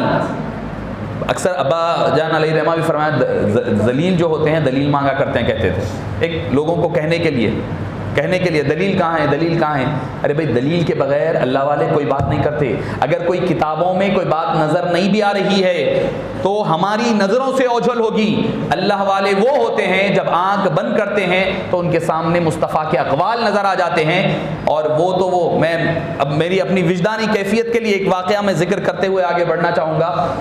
میرے اپنے پیر و مرشد ہمارے عبد الحفیظ صاحب بھی تشریف فرما ہے، حضرت ابو البرکات پیر خلیل اللہ شاہ صاحب علیہ رحمہ کا واقعہ ہے۔ پیر خلیل اللہ شاہ صاحب علیہ رحمہ، چونکہ عاجز جب چھوٹا تھا، تقریباً میں سمجھتا ہوں کہ 7 سال یا 8 سال کی عمر تھی، حضرت پیر خلیل اللہ شاہ صاحب علیہ رحمہ کے پاس لے جایا گیا تو آپ نے فرمایا اتنے چھوٹے بچے کو کیسے بیعت کروں میں، جب حفظ شروع ہونا چاہتا تھا تو بولے کیسے بیعت کروں، اتنا چھوٹا بچہ ہے، بولے نہیں حضرت آپ فرما دیجیے۔ تو حضرت بیعت اسی وقت شامل بیعت کیے، داخل بیعت کیے، اور مجھے اچھا یاد ہے وہ عثمانیہ بسکٹ ہوتے تھے، مغل بیکری بہت مشہور تھی، اس سے عثمانیہ بسکٹ وہ 2-3 قسم کے کوئی چیزیں لے کر گئے تھے، تو حضرت کے پاس لے کر گئے، چونکہ حضرت مٹھائی نہیں نوش فرماتے تھے زیادہ، تو بسکٹ وغیرہ کھاتے، چونکہ بابا طبیعت سے واقف تھے، لے کر گئے تو حضرت ڈبہ کھول کر تشتری نکالے اپنی، اس میں 2 بسکٹ نکالے رکھے، اور پھر 2 اور بسکٹ نکال کے رکھ لیے، تھوڑی سی 2-3 چیزیں رکھے۔ حضرت کی جو نظافت اور فطری جو آپ کی طبیعت آپ کو بتانا چاہتا ہوں، اس کے بعد ڈبہ بند کر کے دے دیے، شہید اللہ صاحب یہ لے جائیے بچوں کو، نہیں حضرت آپ کے لیے بچوں کو لے جا، بولے میں نکال لیا نا، 2 بسکٹ میں عصر کے بعد کھاؤں گا چائے کے ساتھ، اور 2 بسکٹ تہجد کے لیے اٹھا کر رکھ لیا۔ آج کی تہجد کا جو آپ ناشتہ ہوگا آپ کی جانب سے ہوگا، تو وہ شان، وہ عظمت والی شان ہے، مجھے وہ واقعہ ابھی بھی یاد ہے اس وجہ سے۔ تو بابا حضور علیہ رحمہ حضرت پیر خلیل اللہ شاہ صاحب علیہ رحمہ کا ایک واقعہ اکثر ذکر فرماتے، کیا زجاجۃ المصابیح کا ترجمہ ہو رہا ہے، ترجمے میں علماء سارے بیٹھے ہوئے ہیں، حضرت عبدالستار خان صاحب علیہ رحمہ بھی ہے، حضرت غلام محمد صاحب، پروفیسر غلام محمد صاحب، بڑے بڑے لوگ، لطف علی صاحب، بڑے بڑے لوگ بیٹھے ہوئے ہیں، ترجمے کا کام ہو رہا ہے۔ ترجمے کے کام ایک جگہ رک گیا، کہاں پر جا کر سوال یہ ہوا کہ بھائی التحیات میں جب اشہد ان لا الہ الا اللہ جب پڑھتے ہیں، جب انگلی اٹھانی چاہیے یا نہیں اٹھانی چاہیے؟ حضرت کے عرس شریف میں بھی میں نے تقیہ ظہور شاہ میں واقعے کا ذکر کیا، اشہد ان لا الہ پر انگلی اٹھانی چاہیے یا نہیں اٹھانی چاہیے؟ اب علماء میں 2 گروہ بن گئے، خود حضرت ابو الوفا الافغانی علیہ رحمہ اس کے قائل نہیں تھے اٹھانے کی انگلی، تو ایک گروہ کہنے لگا اٹھانا چاہیے، دوسرے نے کہا نہیں اٹھانا، بحث و تکرار چلنے لگی۔ تو پھر خلیل اللہ شاہ صاحب بہت کم آیا کرتے، ہر دن نہیں آتے، اتفاق سے اس وقت آئے ہوئے ہیں، مجلس میں تشریف فرمائے خاموشی کے ساتھ، آپ کے میں سمجھتا ہوں کبھی آدھا دن پورا دن گزر جاتا ہے، ایک لفظ نہیں بولتے تھے آپ، مگر اگر کوئی کچھ کہہ بھی رہا ہے، خالی اگر وہ نظر اٹھا کر کے دیکھ لے تو آدمی کے اوسان خطا ہو جاتے تھے. وہ شان اللہ تعالیٰ نے آپ کو عطا فرمائی تھی. مگر معزز سامعین کرام، بابا حضور نے فرمایا کہ بابا خود بھی موجود تھے اس مجلس میں، آپ نے بیٹھے ابھی بحث و تکرار چل رہی ہے، آپ نے قبلے کے کونے کی جانب مدینہ منورہ کی طرف رخ کیا اور رخ کر کے پلٹا کر کے ایک ہی جملہ فرمایا، کیا کہ حبیب پاک فرماتے ہیں کہ انگلی اٹھا لینی چاہیے. ساری تحقیقیں اپنی طرف ساروں نے اپنے قلم رکھ دیے اور لکھ دیا کہ انگلی اٹھانا افضل ہے، بہتر ہے، بس ختم، معاملہ ختم ہو گیا. یعنی اللہ والے وہ ہوتے ہیں جب کوئی حدیث آتی ہے تو حدیث کی سند دیکھ کر نہیں بتاتے کہ یہ حدیث ہے، بلکہ مصطفیٰ سے راست تو سنتے ہیں، سن کر بتاتے ہیں کہ یہ حدیث صحیح ہے. تو معزز سامعین کرام، یہ شان، یہ عظمت اللہ والوں کی ہوا کرتی ہے. معزز سامعین کرام، اب ہم آگے بڑھتے ہیں کہ کربلا معلیٰ کی طرف، یعنی امام حسین. کل ہم گفتگو کا اختتام یہیں پر کیے تھے کہ حضرت امیر معاویہ رضی اللہ عنہ وارضاہ کا وصال ہو جاتا ہے، اور وصال ہونے کے بعد یزید کی بیعت لے لی جاتی ہے دوران خلافت ہی. اب مسئلہ اور اختلاف یہاں پیدا ہوتا ہے کہ جب یزید کے بعد یزید نے مدینہ منورہ کے جو حاکم تھے، اس کو پتا تھا کہ سارے لوگوں کا مسئلہ نہیں ہے، مجھے سارے لوگ مان جائیں گے، مجھے کسی سے ڈر نہیں ہے، مجھے ڈر ہے تو چنندہ لوگوں سے ڈر ہے. وہ کون ہے؟ حضرت امام حسین سب سے پہلی ذات مبارکہ ہے. دوسری حضرت عبداللہ بن عباس ہے، عبداللہ بن عمر ہے، عبداللہ بن زبیر ہے. یہ حضرات ہیں جو سب سے زیادہ روک سکتے ہیں اور بات کو میری خلافت کے لیے مسئلہ کھڑا ہو سکتے ہیں، کیونکہ وہ صحابی ہیں. اکثر صحابہ کا دور گزر گیا ہے، چنندہ صحابہ ابھی باقی ہے. تو حضرت امام حسین رضی اللہ عنہ وارضاہ کی بیعت لینے کے لیے سب سے پہلے یزید نے خط لکھا. کون؟ ولید بن عقبہ. مروان پر شکایتیں ہوئی تو مروان کو ہٹا دیا گیا امام حسن مجتبیٰ کے بعد، اور اب ولید بن عقبہ مدینہ منورہ کا حاکم ہے اور گورنر ہے. اس کو خط لکھا یزید پلید نے کہ کسی بھی طرح امام حسین کی اور ان لوگوں کی بیعت لو، ان کی بیعت اس کی بیعت ہوتی. امام حسین رضی اللہ عنہ وارضاہ، اور امام حسین کا معاملہ کیا تھا پتہ ہے؟ بچپنے سے ان کو پتا تھا کہ یہ شہید ہونے والے ہیں. بچپنے سے، ایسا نہیں کہ کربلا میں چلے گئے اتفاقی طور پر لوگ کہتے نہیں بھائی نہیں جانا تھا چلے گئے، وہاں روکے نہیں روکے، وہ ایسا ہو گیا، فلاں ہو گیا، یہ فلاں ہو گیا وغیرہ کی بات نہیں ہے. یہ بچپنے سے ان کو معلوم تھا کہ یہ شہید ہونے والے ہیں. ایک مرتبہ حضرت ام فضل رضی اللہ عنہا و ارضاہا، وہ فضل بنت حارث حضرت امام حسین کو لے کر آپ رونے لگے، گود میں ہیں، اور حبیب پاک صلی اللہ علیہ وسلم، وہ فرماتی ہے کہ آپ صلی اللہ علیہ وسلم گود میں لیے اور رونے لگے. تو پوچھا کہ بھئی یا رسول اللہ آپ کی آنکھوں میں آنسو، بچہ پیدا ہوا ہے، خوشی کا موقع ہے. آپ نے فرمایا میرے اس بیٹی کے بیٹے کو میری امت شہید کرے گی. اور فرمایا جب حضرت ابراہیم ہے، وہ دونوں ایک ہی ساتھ پیدا ہوئے، آپ صلی اللہ علیہ وسلم کے بیٹے حضرت ابراہیم اور امام حسین دونوں ایک ہی ساتھ آپ کی تولد ہوئے. تو حبیب پاک جبریل امین آئے اور آ کر کہنے لگے کہ امام ترمذی نے نقل کیا، یا رسول اللہ صلی اللہ علیہ وسلم آپ دونوں کی محبت کو جمع نہیں کر سکتے. اس دنیا میں دو میں سے کوئی ایک آپ کے ساتھ رہ سکتا ہے، یا تو ابراہیم رہیں گے یا حسین رہیں گے، آپ کو کوئی ایک کو چھوڑنا ہوگا. حبیب پاک صلی اللہ علیہ وسلم نے فرمایا کہ ابراہیم کو لے جاؤ، کیونکہ ابراہیم کا غم تنہا میرا غم ہوگا، مگر حسین کا غم میرا بھی غم ہوگا، میری بیٹی کا بھی غم ہوگا. اس کے چند دنوں کے بعد مہینوں کے بعد حضرت ابراہیم کی شہادت، انتقال ہو گیا، فطری آپ کی وفات ہو گئی حضرت ابراہیم رضی اللہ عنہ وارضاہ کی. تو معزز سامعین کرام، حبیب پاک صلی اللہ علیہ وسلم اکثر ایک دعا فرمایا کرتے ہیں، کیا کہ اللہم ارزقنی شہادتاً فی سبیلک، اے اللہ مجھے تیرے راستے میں شہادت کی موت عطا فرما. دادا پیر علیہ رحمٰن نے بھی اس کو نقل فرمایا ہے، اس کی شرح فرمائی ہے حضرت محدث دکن علیہ رحمٰن نے فرمایا، اے اللہ مجھے شہادت کی موت عطا فرما. شہادت کی موت ہے، نبی کی دعا کبھی رد نہیں ہوتی. نبی جو دعا کر دے وہ ہر وقت قبول ہوتی ہے، کبھی رد نہیں ہوتی نبی کسی بھی نبی کی دعا. اب حبیب پاک کی دعا قبول ہونا ہے اور شہادت بھی نہیں ہونا ہے، کیونکہ اللہ کا نظام ہے کہ کوئی رسول کو شہید نہیں کیا گیا. یہ بھی یاد رکھیں آپ، ایک اصول ہے، یہ ایک ضابطہ ہے، رول ہے. دنیا میں کبھی بھی کوئی رسول شہید نہیں کیا گیا. نبی ہوئے، حضرت زکریا ہوئے، حضرت یحییٰ ہوئے، نبی شہید ہوئے، کوئی رسول شہید نہیں ہوا. کیوں؟ کیونکہ رسول اللہ کے پورے پیغام کو لانے والا، اللہ کا میسنجر ہوا کرتا ہے، وہ اللہ کی ذات کا عکس ہوا کرتا ہے، پرتو ہوتا ہے. اس کی شہادت سارے اسلام کا خاتمہ سمجھا جاتا ہے، اسی لیے اللہ نے کسی رسول کو شہادت نہیں دی.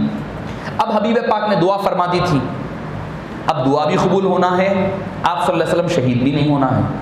تو کیسا اللہ تعالیٰ نے اس کا ذریعہ کیا بنایا؟ دیکھیے کیا خوبصورت شرح ہے کہ امام اور شہادت کی دو قسمیں ہوتی ہے، شہادت سری، شہادت جہری.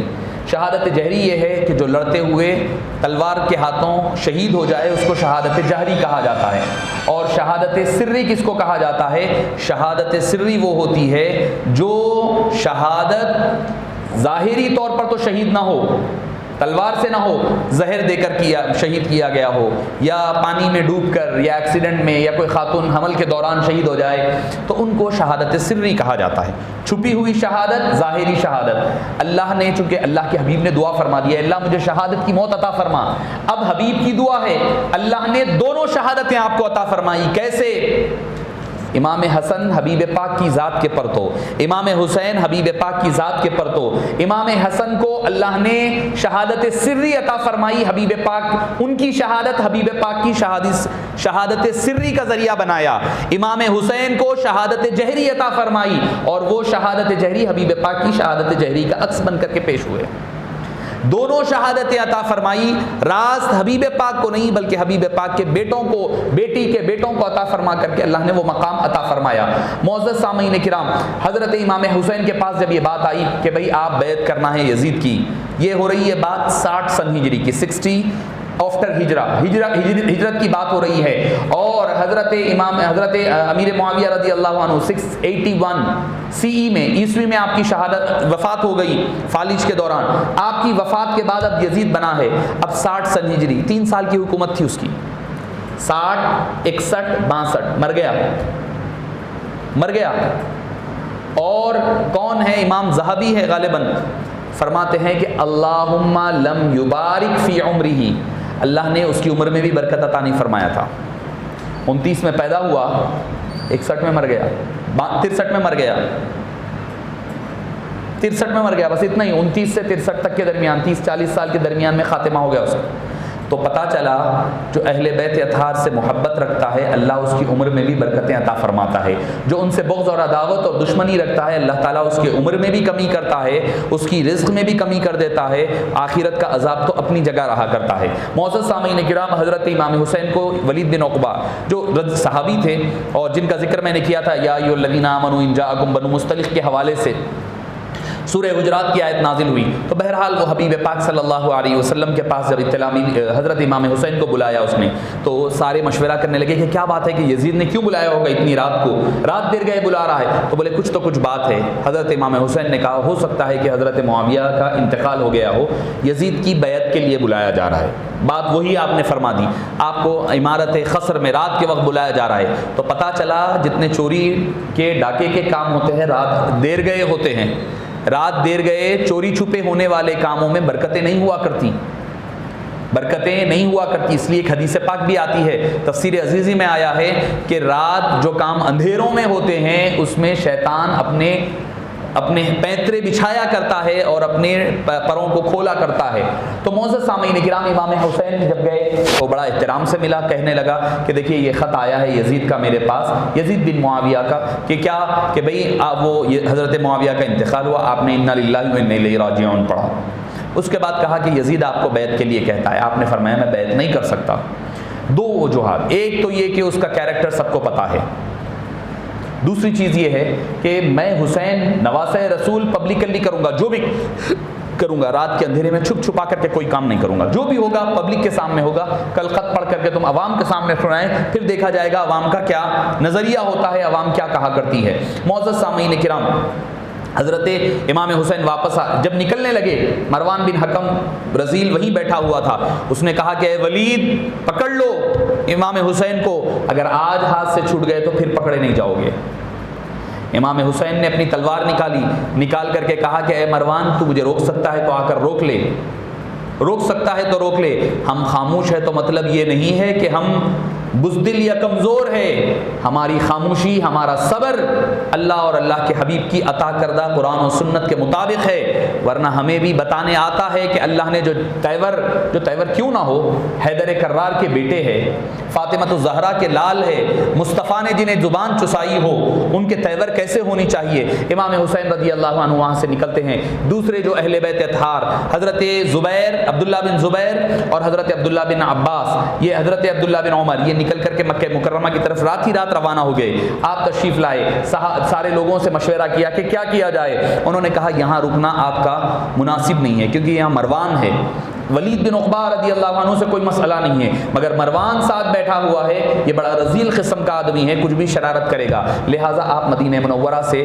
کوچ کرتے ہوئے اب وہاں پر تشریف لے جائیں۔ کہاں؟ مکہ مکرمہ چلے جائیں۔ مکہ مکرمہ میں صحابی رسول کے بیٹے سعید بن عمرو بن العاص ہے، وہ اچھا آدمی ہے، اہل بیت اطہار سے محبت کرنے والے ہیں، جائیں وہاں پر آرام فرمائیں۔ اب قربان جائیے، حضرت امام حسین رضی اللہ عنہ جس نانا کے شہر میں بڑے ہوئے ہیں، جس میں پیدا ہوئے ہیں، جہاں اٹھنا بیٹھنا رہا ہے، جہاں پر ان کا بچپن رہا ہے، مصطفیٰ کی کاندھوں پر کھیلے ہیں، وہ یہی مقام ہے، مصطفیٰ کی پشت پر رہے ہیں۔ نماز، میں نے آپ کے فضائل میں ایک بات حدیث پاک چھوڑ دی، وہ یہ حدیث پاک تھی، ایک مرتبہ آپ سجدے میں ہے، ایک مرتبہ حبیب پاک سجدے میں ہے، امام حسن یا امام حسین یا دونوں آ کر کے آپ کی پشت پر بیٹھ گئے۔ بچے اکثر ہوتا ہے نا، نماز پڑھنے بیٹھتے، میں خود نماز کے لیے کبھی گھر میں نماز بیٹھوں، میری بچی آ کر چڑھ جاتی ہے اوپر، ہوتا ہے، یہ بچے کرتے ہیں، ہر بچہ کرتا ہے۔ میں کیا کرتا ہوں، بازو ہٹا کر اٹھ جایا کرتا ہوں، میں بھی، آپ بھی یہی کرتے ہوں گے، آپ بھی یہی کرتے ہیں، مگر قربان جائیے، دو عالم کے مختار سید الابرار سید الانبیاء والمرسلین نے ان کو بازو سے اتار دیا نہیں، انتظار کرتے رہے، کب تک؟ جب تک کہ حسنین کریمین خود نہیں اتر گئے۔ یعنی اس لیے کہ اگر مصطفیٰ جان رحمت اگر سجدے سے سر اٹھا دیں، ہو سکتا ہے کہ حسن اور حسین نیچے گر جائے، مصطفیٰ کو پشت پر سے حسنین کریمین کا گرنا گوارا نہیں ہے۔ تو آپ اندازہ لگائیے کہ جب گھوڑے کی ٹاپ سے، گھوڑے کی پیٹھ سے جب امام حسین کا لاش مبارکہ نیچے گرا ہوگا، مصطفیٰ جان رحمت تک کس قدر تکلیف اور اذیت نہیں پہنچی ہوگی۔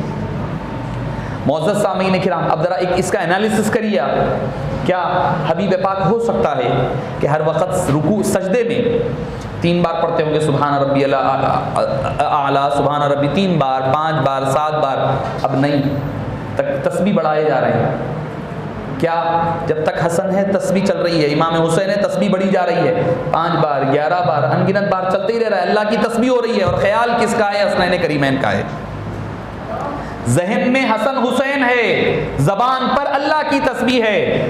ارے بدبختو، تم کہتے ہو کہ حبیب کا ذکر اور خیال نماز میں آ جائے تو نماز ٹوٹ جاتی ہے، حسن اور حسین کا خیال آیا تو مصطفیٰ کی نماز نہیں ٹوٹی، تو ہماری نماز ان کا خیال آنے سے کیسے ٹوٹا کرتی ہے؟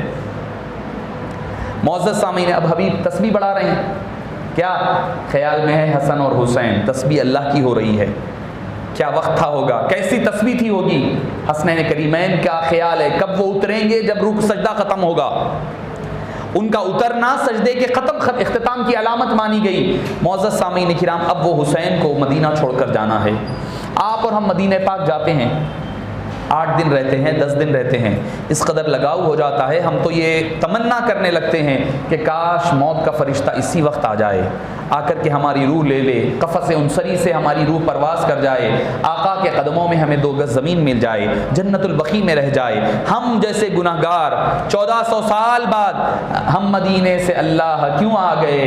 قلب حیراں کی تسکی وہیں رہ گئی، دل وہیں رہ گیا، جاں وہیں رہ گئی، ہم مصیبت کے ماروں کی جان نکل گئی۔ ہم تو نکل کر آتے ہیں تو بڑا عجیب حال ہوتا ہے، دل بوجھل سا ہوتا ہے، جب جانے کے دن قریب آتے ہیں غذا میں لذتیں نہیں آنے لگتی، نیند غائب ہو جاتی ہے، سرور ختم ہو جاتا ہے، دل تکلیف بیٹھا جاتا ہے، آنکھیں ڈبڈبانے لگتی ہے کہ حبیب پاک کے دیار پاک سے واپسی ہو رہی ہے، شہر مدینہ سے نکل کر کے جانا ہے۔ ہم غریبوں کا، گناہگاروں کا 1400 سال بعد کے ہمارا کی تو کوئی حیثیت ہی نہیں ہے۔ ہمارا جب یہ حال ہوتا ہے مدینے سے نکلتے وقت، ذرا اندازہ لگائیے امام حسین کا کیا عالم رہا ہوگا، جس مدینے میں پیدا ہو کر رہے ہیں، جہاں ان کا کھانا پینا رہا ہے۔ کوئی مشکل آتی تو ماں فاطمہ کے پاس جنت البقیع چلے جایا کرتے، نانا کے پاس تشریف لاتے، حسن مجتبیٰ کے پاس چلے جاتے، ماموں حضرت ابراہیم کے پاس چلے جاتے، خالہ حضرت زینب کے پاس چلے جاتے،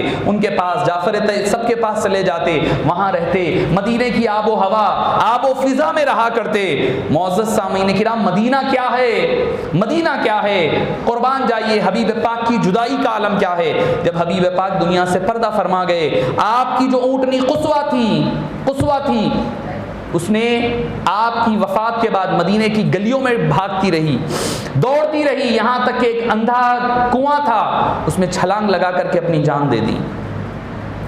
یعنی ایک جانور ہے، ایک اونٹنی ہے، مصطفیٰ کی جدائی کا عالم یہ ہے کہ وہ بتا رہی ہے کہ ایک مرتبہ میری پشت پر مصطفیٰ بیٹھ گئے، اب کسی اور کوئی اور بیٹھنے کے قابل میری پشت نہیں رہی، ایک مصطفیٰ کیا بیٹھ گئے، اب دنیا کا کوئی آ جائے اس میری پشت پر نہ بیٹھے۔ اس نے حبیب پاک کی ابھی تدفین نہیں ہوئی، اس سے پہلے اپنی جان کو اس نے قربان کر دیا۔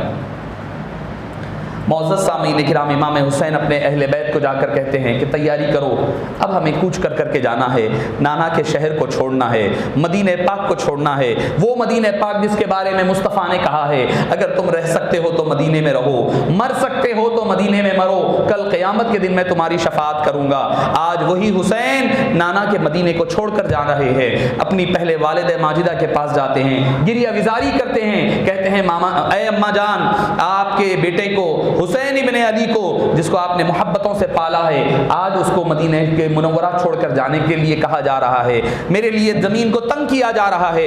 اے اماں جان، بس ایک ہی ماجرا ہے، ایک ہی معروضہ ہے، وہ یہ ہے کہ جب کربلا کا موقع ہوگا یا مکہ مکرمہ جہاں جہاں رہوں گا، بس میری ثابت قدمی کے لیے دعا کرتے رہنا، اس کے علاوہ اور کوئی تمنا نہیں ہے۔ اب وہاں سے حبیب پاک صلی اللہ علیہ وسلم کے دربار پہ آتے ہیں، زار و خطار مزار مبارک کو لپٹ کر کے روتے جاتے ہیں، نانا جان، جس حسین کو آپ نے زبان چسائی تھی، آج وہ حسین آپ کے دیار کو چھوڑ کر جا رہا ہے، جس کو آپ سجدے کے عالم میں پشت پر بٹھایا کرتے، وہ حسین آپ سے دور ہو رہا ہے، آپ کے اس شہر مدینہ کو چھوڑ کر جا رہا ہے، جس کی ہوا شفا ہے، جس کا پانی شفا ہے، جس کی خاک شفا ہے، جس میں جینے اور مرنے کی عمر فاروق دعا کیا کرتے ہیں، اب آپ کے نواسے کو تنگ کیا جا رہا ہوں۔ روتے روتے امام حسین رضی اللہ عنہ کی آنکھ لگ جاتی ہے، قبر مبارک پر سر مبارک ہے، سر مبارک قبر مبارک پر ہے، اور آپ کی آنکھ لگ جاتی ہے۔ کیا دیکھتے ہیں کہ حبیب داور صلی اللہ علیہ وسلم خواب میں تشریف لائے اور دلاسا دیتے ہیں کہ اے حسین، دل آزردہ مت کرو، دل چھوٹا نہ کرو، تم اپنے سفر پر جاؤ، جس کام کے لیے تمہیں تیار کیا گیا تھا آج اس کام کی تکمیل کا دن آ رہا ہے۔ لوگ کہتے ہیں کہ بھئی کیا نبی پاک صلی اللہ علیہ وسلم نے کیوں نہیں بچایا، بی بی فاطمہ نے کیوں نہیں بچایا، حضرت علی نے کیوں نہیں بچایا؟ آپ بھی کبھی اسکول میں پڑھے ہیں یا پڑھائے ہوں گے، کیا کرتے ہیں ٹیچر بچے کو تیار کرتے ہیں، سال بھر پڑھاتے ہیں، جب امتحان کا دن ہوتا ہے تو ٹیچر خود انویجیلیٹر رہے اس کے باوجود بچے کی مدد نہیں کرتے۔ کیوں؟ بچے کو جو پڑھائے ہیں آج دیکھنا ہے کہ بچہ کامیاب ہوتا ہے یا نہیں ہوتا۔ حبیب پاک نے جو تربیت دینا تھا وہ تربیت دے چکے، جو سکھانا تھا وہ سکھا گئے، اب یہاں امتحان کا آغاز کا وقت ہے۔ اور لوگ کہتے ہیں کہ بھئی کیوں حضرت امام حسین ہی تنہا کیوں آئے، دوسرے لوگ کیوں نہیں آئے؟ دیکھیے اسلام میں دو چیزیں ہیں، ایک ہوتی ہے رخصت، ایک ہوتی ہے عزیمت۔ رخصت کیا ہے کہ اگر آپ کوئی کام نہیں کر سکتے ہیں تو آپ کو اجازت ہے، آپ اس کو چھوڑ دے سکتے ہیں۔ دوسرے صحابہ نے رخصت کو اختیار فرمایا، کیا کہ بھئی ٹھیک ہے ہم یزید کا مقابلہ نہیں کر سکتے، یزید سے لڑ نہیں سکتے، لہٰذا انہوں نے رخصت کو اختیار کیا، اس پر بھی ان پر کوئی گناہ نہیں ہے، طاقت نہیں ہے، قوت نہیں ہے، انہوں نے چھوڑ دیا، خاموشی اختیار کی۔ دل سے برا جانا، ایمان کے 3 درجے ہیں نا، یا ہاتھ سے روکو، یا زبان سے روکو، یا دل میں برا جانو، 3 لیول ہے۔ اگر جو دل میں برا جانے وہ بھی ایمان والا ہے، جو زبان سے روکے وہ بھی ایمان والا ہے، اور جو ہاتھ سے روکے وہ بھی ایمان والا ہے، مگر تینوں کے لیولز الگ الگ ہے، تینوں کے درجات الگ الگ ہے۔ حضرت دوسرے صحابہ کرام نے رخصت کو اختیار فرمایا، امام حسین نے عزیمت کو اختیار فرمایا۔ عزیمت کیا ہے کہ اللہ نے جو مقام مرتبہ آپ آپ کو عطا فرمایا ہے اس مقام اور مرتبے کے اعتبار سے آپ رخصت کو اختیار نہیں کر سکتے تھے۔ بابا حضور علیہ رحمہ اکثر فرمایا کرتے یہ بات کہ جیسے ایک انسان بیمار ہو جاتا ہے، شدید زخمی ہو گیا تو اس کو بلڈ چڑھانا پڑتا ہے، خون چڑھایا کرتے ہیں۔ خون چڑھائے تو جب دیکھا جاتا ہے کہ اس کا بلڈ گروپ کیا ہے، جو بلڈ گروپ کا ہوتا ہے وہی بلڈ گروپ چڑھایا جاتا ہے۔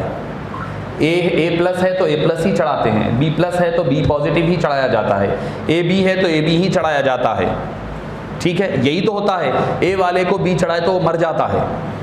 آپ کو بھی پتا ہے اسلام کو تعلیمات تبلیغ وغیرہ تو اپنی جگہ چل رہی تھی، مگر جب اسلام کی بنیادوں کو ہلایا جانے لگا یزید کے دور میں، جب وہ بنیادیں ہلنے لگیں تو اب ضرورت تھی خون کی، خون مصطفیٰ کے ذریعے سے اس اسلام کے شجر کی آبیاری کرنا تھا۔ تو اب وہ خون صرف ایک ہی خون ہو سکتا تھا، وہ خون حسینی، کیونکہ مصطفیٰ کے خون کا بھی بلڈ گروپ وہی ہے جو امام حسین رضی اللہ عنہ کے بلڈ کا خون کا گروپ بھی ایک ہے، دونوں کا گروپ ایک ہے۔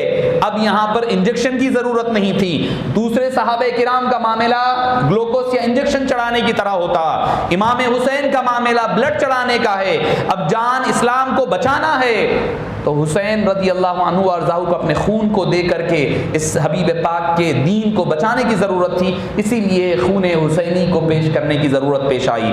امام حسین رضی اللہ عنہ بوجھل سی آنکھیں، قربان جائیے، وہ بھی منظر آپ دیکھیں، مکے سے ایک رات نکلے تھے حبیب پاک ہجرت کے لیے، وہ بھی رات کا وقت ہے، رات کا وقت ہے، سارا مکہ سو رہا ہے، حضرت محمد مصطفیٰ صلی اللہ علیہ وسلم ابو بکر رضی اللہ عنہ کے ساتھ نکل رہے ہیں، کہاں؟ مدینے کو آنے کے لیے۔ اب انہی کا لاڈلا، انہی کا نواسا مدینے سے رات کے اسی پہر جا رہا ہے، سارے سو رہے ہیں۔ آپ کی ایک لخت جگر حضرت فاطمہ صغرا رضی اللہ عنہا جو علیل ہیں، 10 سال کی بچی ہے، بے ہوش ہے، بخار کی شدت کی وجہ سے، تمازت کی وجہ سے بے ہوش ہوتی جا رہی ہے۔ حضرت امام حسین نے اس کو مدینہ پاک میں حضرت محمد بن حنفیہ اور ان کی خاندان کے پاس چھوڑ دیا، چھوڑ کر واپس جانے لگی۔ بیٹی ایک سے گڑگڑانے لگی، کبھی حضرت زینب کے پاس جاتی، کہتی پھوپھی جان ابا جان کو کہیے کہ مجھے بھی ساتھ لے کر کے چلے۔ کبھی والدہ شہر بانو کے پاس جاتی اور کہتی کہ مجھے ساتھ لے آنے کے لیے ابو سے ریکویسٹ کریے۔ کبھی خود امام حسین کے قدموں کو پکڑ کر کے کہتی بابا جان میں صحت مند ہوں، میں اچھی ہوں، زور کے آواز میں بات کرتی، ٹھہر کر کے بتانے جاتی کہ میں بابا جان میں اچھی ہوں، مجھے بھی ساتھ لے کر چلیے، مجھے تنہا چھوڑ کر نہ چلیے، میں علی اکبر کے بغیر نہیں رہ سکوں گی، علی اصغر کے بغیر نہیں رہ سکوں گی، آپ کے بغیر میں نہیں رہ سکوں گی، اے بابا جان مجھے بھی ساتھ لے کر کے چلیے۔ اس میں الصواعق المحرقہ میں امام ابن حجر فرماتے ہیں یہاں تک کہ یہ ثابت کرنے کے لیے کہ میں اچھی صحت مند ہوں، لڑکی اٹھ کر کے اپنے بستر سے ٹھہری حضرت بی بی فاطمہ اور اپنا بیلنس نہیں سنبھال سکی اور وہیں گر کر کے وہ بے ہوش ہو گئی۔ حضرت امام حسین اپنی بیٹی کو بستر پر لٹاتے ہیں، مجبور و بے بس ہے، لے کر نہیں جا سکتے، امتحان ہے، اب چل پڑے ہیں، بیٹی کو چھوڑ دیا گھر پر، ساتھ میں اپنے خاندان کے لوگ ہیں۔ حضرت بی بی زینب نے اپنے شوہر حضرت جعفر بن عقیل رضی اللہ، حضرت محمد بن جعفر سے اجازت لی جو آپ کے حضرت علی مرتضیٰ کے چچیرے بھائی ہوتے تھے، بھتیجے ہوتے تھے، حضرت امام حسین کے چچیرے بھائی تھے، ان سے اجازت لی اور اپنے دونوں بیٹوں اون و محمد کو لے لیا۔ حضرت امام حسین اپنے سارے قافلے کو آگے آگے بھیجے، اب پلٹ کر کے شہر مدینہ کو دیکھتے جا رہے ہیں، مدینہ پاک کی طرف دیکھ رہے ہیں۔ کیا وہی وقت ہے، ایک وقت طلع البدر علینا من ثنیات الوداع کی لہریں اٹھ رہی تھی، جب مصطفیٰ آئے تھے تو لڑکیاں دف بجا کر کے استقبال کر رہی تھی، سارا مدینہ نکل پڑا تھا۔ آج ان کا نواسا مدینہ چھوڑ کر جا رہا ہے، نہ کوئی چھوڑنے والا ہے، نہ کوئی ترانے پڑھ کر کے ان کو ودا کرنے والا ہے۔ ایک عام مہمان آتا تو اس کو ثنیات الوداع کی پہاڑیوں تک چھوڑا جاتا، مگر آج گلشن مصطفیٰ جا رہا ہے، کوئی اس کو ودا کرنے والا نہیں ہے۔ حضرت امام حسین قدم بھی بوجھل ہے، آنکھیں رواں ہیں، دل بھی بیٹھا ہوا ہے، مگر نانا کے دین کو بچانا ہے۔ حسین نے اپنی ذات کو، اپنی خواہش کو، اپنے نانا کے مقام کو مصطفیٰ کے دین کے لیے قربان کیا۔ آج ہم جو کلمہ پڑھ رہے ہیں یہ بھی صدقہ ہے حسین ابن علی کے ان آنسوؤں کا صدقہ ہے، ان قربانیوں کا صدقہ ہے۔ میں سمجھتا ہوں کہ کربلا کے میدان میں سر کٹانا تو آسان تھا، مگر مدینہ منورہ کی سرزمین سے نانا کے شہر کو چھوڑ کر جانا یہ مشکل ترین کام تھا امام حسین رضی اللہ عنہ کے لیے۔ معزز سامعین کرام، اب قافلہ 4 شعبان المعظم ہے، 60 سن ہجری ہے، امام حسین اپنے قافلے کے ساتھ مکہ مکرمہ کی طرف رواں دواں ہیں، سارا مدینہ سو رہا ہے اور وہ اپنی کوئی راتوں میں اٹھ کر کے عبادتوں میں مشغول ہے، ان عبادتوں کی بنیادوں کو بچانے کے لیے اب حسین ابن علی چل پڑے ہیں۔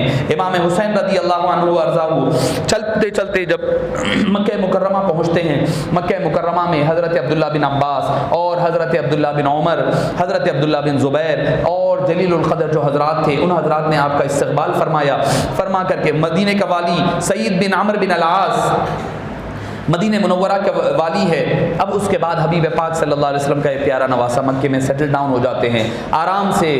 اب ماں تو نہیں ہے، ماں کی مزار پاک تو نہیں ہے، مگر نانی کے پاس پہنچ گئے ہیں، خدیجۃ الکبریٰ کے پاس جنت المعلیٰ میں۔ نانا تو ساتھ نہیں ہے، مگر نانا کا پیدا ہونے والا گھر بھی موجود ہے، ماں کی پیدائش والا گھر بھی موجود ہے، اس میں آرام سے وہ رہ رہے ہیں، سکون سے تبلیغ دین حنیف کا کام چل رہا ہے۔ مکے میں آپ قیام پذیر رہے، یہاں تک کہ آپ آرام سے مکے میں کوئی آپ کو ستانے والا نہیں ہے۔ حضرت سعید بن عمرو بن العاص نے کہا آپ آرام سے رہیے، آپ کو کوئی، حالانکہ خدشہ ان کو بھی ہے کہ کچھ ہونے والا ہے، نہ جانے کب یزید میری طرف خط لکھ دے۔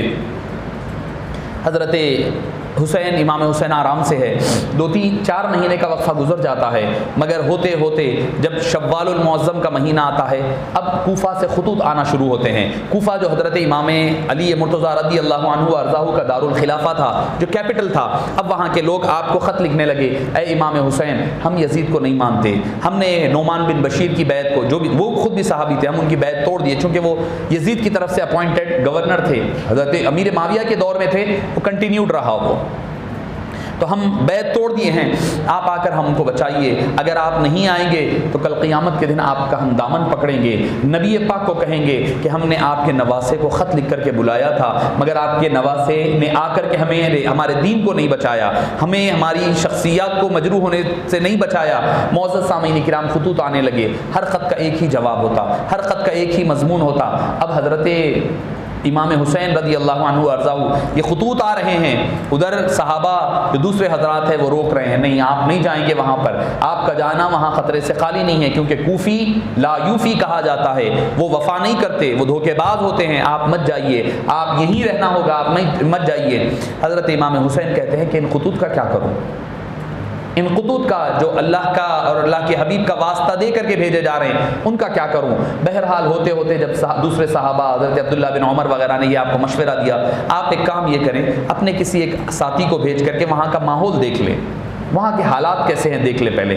آپ نے اپنے چچیرے بھائی حضرت مسلم بن عقیل رضی اللہ عنہ وارضاہ کو روانہ فرمایا۔ حضرت مسلم بن عقیل جب نکلنے لگے مکہ مکرمہ سے، تو آپ کے ساتھ آپ کے دو صاحبزادے محمد اور ابراہیم رضی اللہ عنہما، ان دونوں نے کہا کہ ہم بھی آپ کے ساتھ چلیں گے۔ حضرت مسلم نے کہا کہ میں تم کو نہیں لے جا سکتا ساتھ میں، کیونکہ وہاں کا سفر کیسا ہوگا، گھوڑوں پر اونٹوں پر سفر ہے، اتنی دور کا سفر ہے، میں تمہیں ساتھ نہیں لے جا سکتا۔ بہرحال وہ ضد کرنے لگے۔ امام حسین نے کہا کہ اے مسلم ان کو رکھ لیں ساتھ، کیونکہ یہ آپ کے بغیر بے چین رہیں گے، آپ وہاں ان کے بغیر بے چین رہیں گے، یہ آپ کے بغیر بے چین رہیں گے، کیونکہ میں اپنی بیٹی کو جو مدینے میں چھوڑ آیا ہوں اس کی جدائی میں آج تک بے چین ہوں، لہٰذا آپ یہاں سے تشریف لے جائیے، ان کو لے کر جائیے، اور جیسے ہی وہاں پہنچے تو جا کر کے مجھے وہاں کی اطلاع دے دیں۔ حضرت مسلم بن عقیل نکلتے ہیں، کوفہ کی طرف پہنچتے ہیں، لوگ بڑے ہی محبتوں کے ساتھ، بڑی گرم جوشی کے ساتھ آپ کا استقبال کرتے ہیں، بڑے بڑے لوگ، حبیب مظاہر حضرت حنظلہ، عمر بن خالد، سعد مولا، جبار بن حارث، محمد بن عبداللہ، مسلم بن عویشہ، زہیر بن خیس، سیف بن حارث، مالک بن عبداللہ، یہ بڑے بڑے لوگ، عبداللہ بن عمیر، یہ بڑے بڑے لوگ جو ہے وہاں پر تیار ہوئے، بڑے بڑے قافلے سردار ہے، یہ آئے اور آ کر حضرت مسلم بن عقیل کے ہاتھ پہ بیعت کرے۔ روایتوں میں آتا ہے کہ صرف پہلے دن 12,000 لوگوں نے یزید کی بیعت توڑ کر امام حسین کے لیے حضرت مسلم بن عقیل کے ہاتھ پر بیعت کر لی۔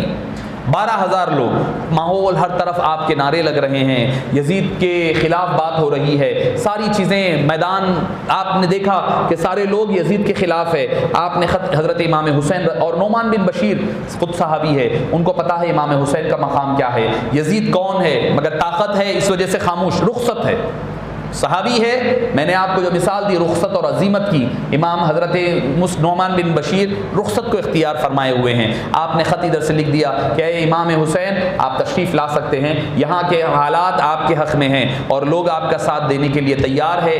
40,000 لوگ میرے ہاتھ پر اب تک بیعت کر چکے ہیں، آپ آئیے گا، لوگ آپ کے بے چینی سے انتظار میں ہیں.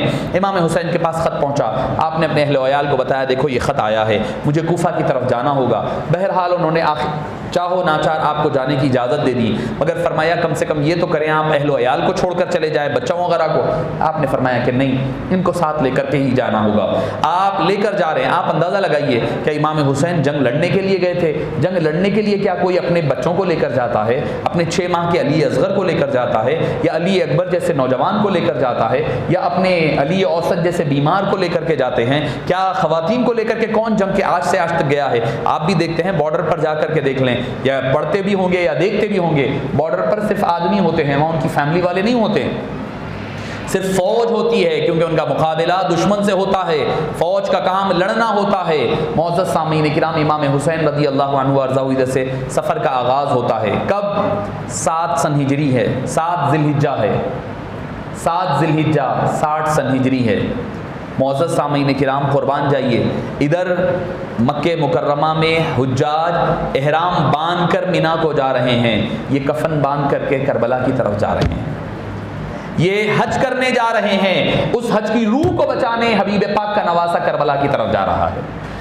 یہ حج کرنے کے لیے، فرض ادا کرنے کے لیے جا رہے ہیں، دین کے ایک فرائض میں سے ایک فرض کو بچانے کے لیے جا رہے ہیں. وہاں پورے مکمل دین کو بچانے کے لیے امام حسین اسی دن تو پتہ چلا کبھی کوئی حج دوسرے کام حج سے، دوسری عبادتوں سے اعلیٰ اور افضل ہو جایا کرتے ہیں. ویسے امام حسین نے پہلے حج کر چکے تھے، اب آپ یہاں سے نکلتے ہیں، اسی وقت وہاں پر کھلبلی مچ جاتی ہے. یزید کے جو جاسوس تھے ان لوگوں نے دیکھ لیا کہ حضرت مسلم بن عقیل کے ہاتھ پر بڑے بڑے لوگ بیعت کر چکے ہیں، بڑا قافلہ بیعت کر چکا ہے اور نعمان بن بشیر کچھ بھی نہیں کر رہے ہیں. لہٰذا انہوں نے، جاسوسوں نے جا کر یزید کو اطلاع دے دی. یزید بڑا پریشان ہو گیا، کہنے لگا کیسے ہو گیا، یہ کیا معاملہ ہوا، یہ کیسے ہو گیا، یہ کیا کیا جائے، پریشان ہوا. تو اس کا ایک خاص وزیر تھا جو عیسائی تھا، زویل جوشن سرجون نام تھا اس کا.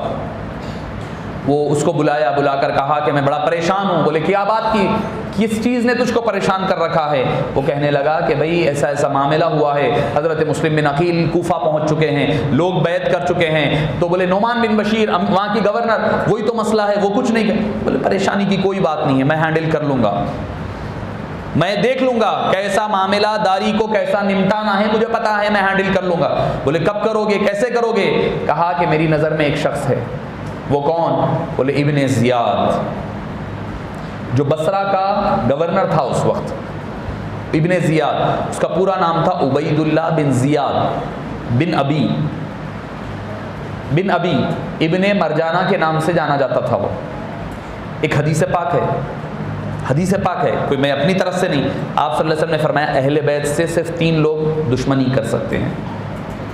اہل بیت سے دشمنی صرف 3 لوگ کر سکتے ہیں، یا تو وہ منافق ہوگا، یا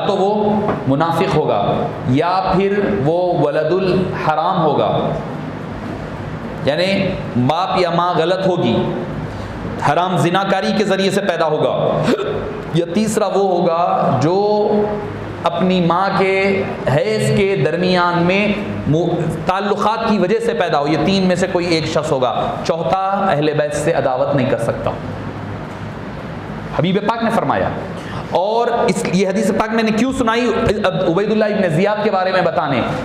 آپ اگر خلدون اٹھا لیں، تاریخ ابن خلدون اٹھا لیں، تاریخ الخلفاء اٹھا لیں، یا اعلام النبلاء اٹھا لیں، یا نہیں تو بڑا دیر نہیں ہے، آج کل تو انٹرنیٹ آپ کے ہاتھ میں ہے.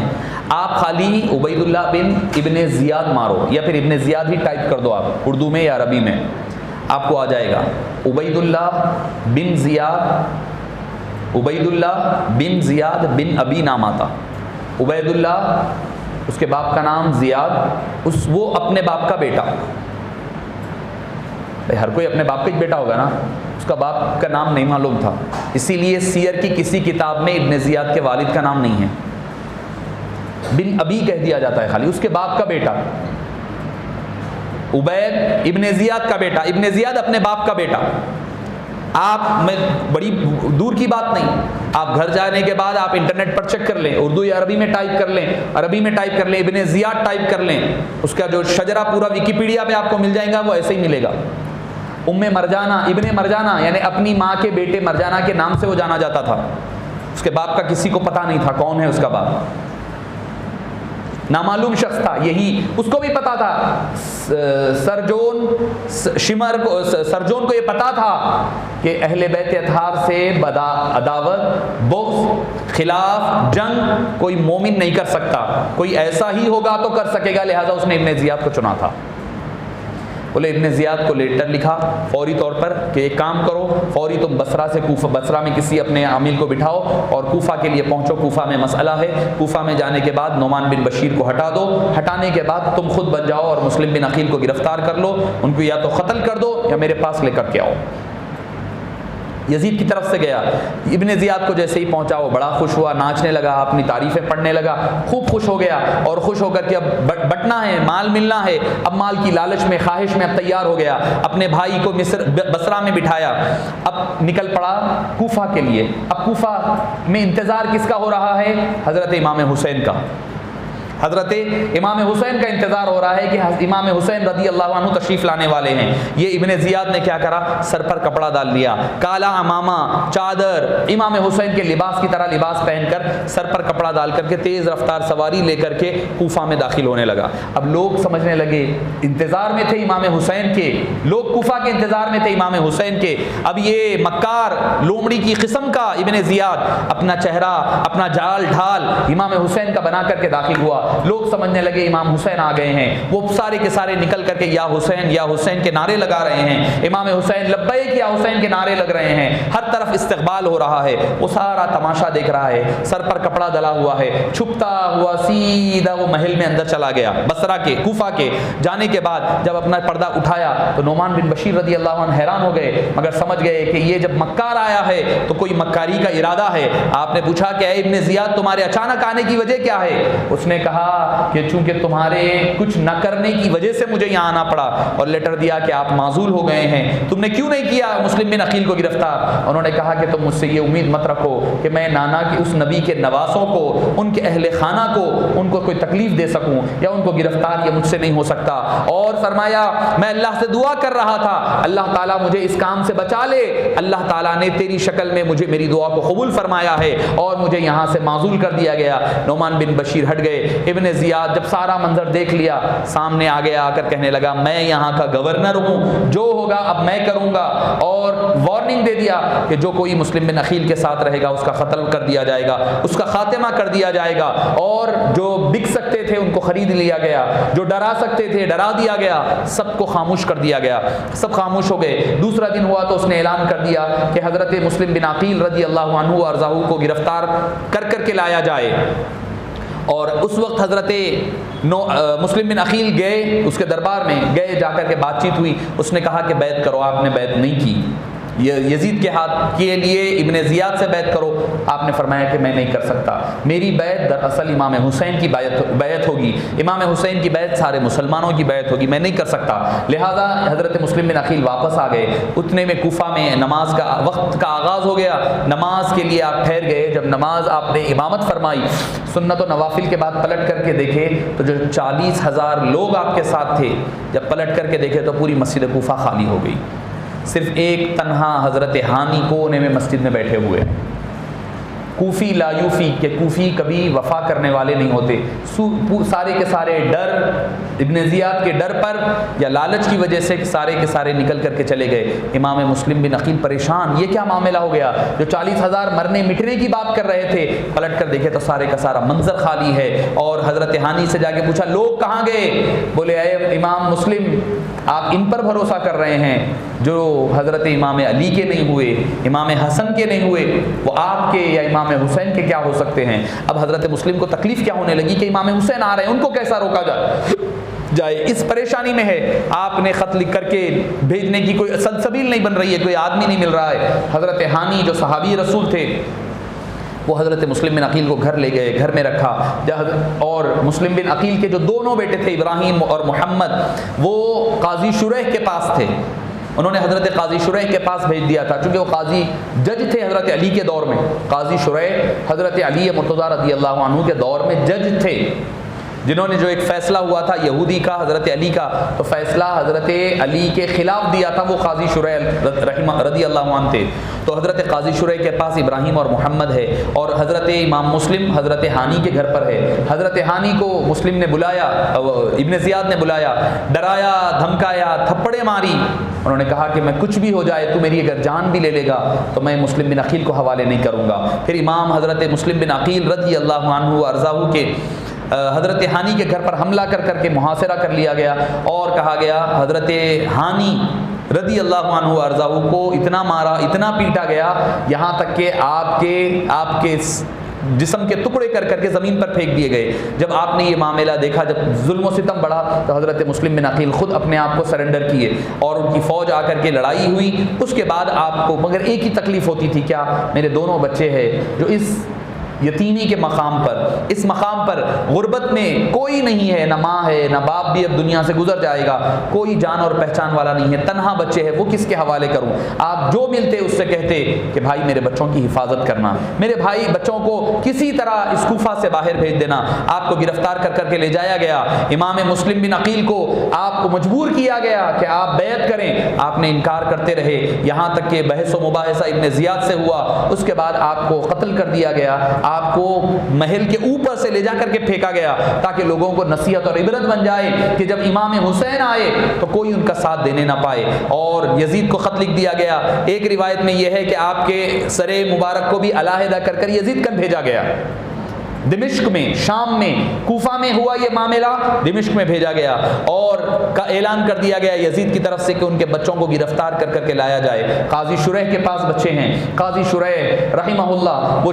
چھپائے ہوئے ہیں، قاضی ہے، جج تھے، اپنا کوئی تعلقات ہوتے ہیں، انہوں نے کہا مجھے تو لوگ پہچانتے ہیں، میں اپنے بیٹے کے ذریعے سے جو قافلہ مدینے کی طرف جا رہا ہے اس کے ذریعے سے بچوں کو بھیج دوں گا، معصوم بچے ہیں، محمد اور ابراہیم 8 اور 10 سال کے بچے ہیں، چھوٹے بچے ہیں، معصوم بچے ہیں، والد کے ساتھ آ گئے۔ قاضی شریح کو کہنے لگے ہم تو یہ سمجھ رہے تھے کہ ہم والد کے ساتھ رہ سکیں گے سارے سفر میں، اس لیے آئے تھے، اگر ہمیں پتا ہوتا کہ والد کہیں اور ہوں گے، ہم کہیں اور ہوں گے تو ہم نہیں آتے، کم سے کم اپنے بھائیوں کے ساتھ، اپنی والدہ کے ساتھ مکہ مکرمہ میں رہتے۔ معزز سامعین کرام، اپنے بیٹے کے ساتھ انہوں نے مدینے کی طرف بھیجا۔ اب چھپتے چھپاتے جانا ہے کیونکہ بچوں کے لیے فوج ڈھونڈ رہی ہے، تلاش کر رہی ہے، قاضی شریح پہچانے جاتے، انہوں نے اپنے بچے کو بھیجا، کہا کہ تیزی سے جاؤ، وہ قافلے کے ساتھ ملا کر کے واپس آ جانا فوری۔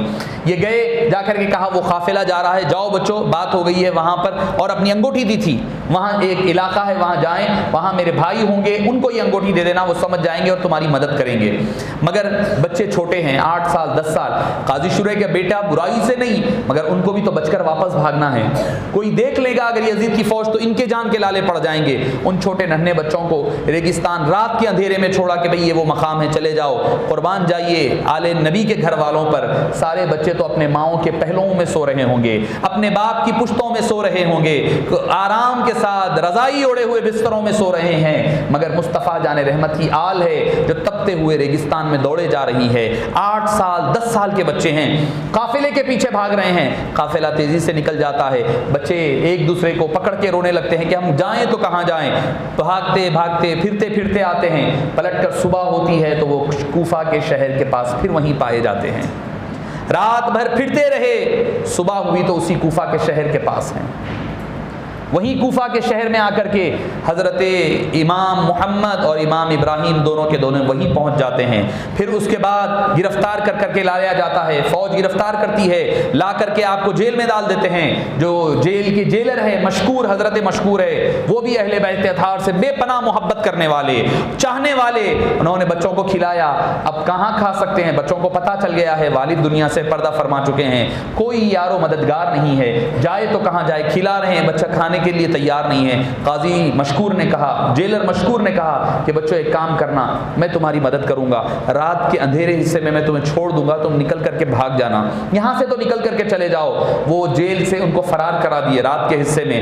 اب بچے بھاگتے ہوئے نکل گئے، نکل کر کوفہ کے باہر جاتے ہیں، پتہ نہیں ادھر پھرے ادھر پھرے، پھر حارث بن سعید نامی ایک شخص جو کہ حکومت کا کارندہ تھا اس کے ہاتھوں لگ جاتے ہیں۔ ادھر یزید ابن زیاد بلاتا ہے مشکور کو، جب بات پھیلتی ہے کہ بچے جیل سے فرار ہو گئے ہیں، پوچھتا ہے کہ جیل میں بچے ہیں؟ کہا نہیں۔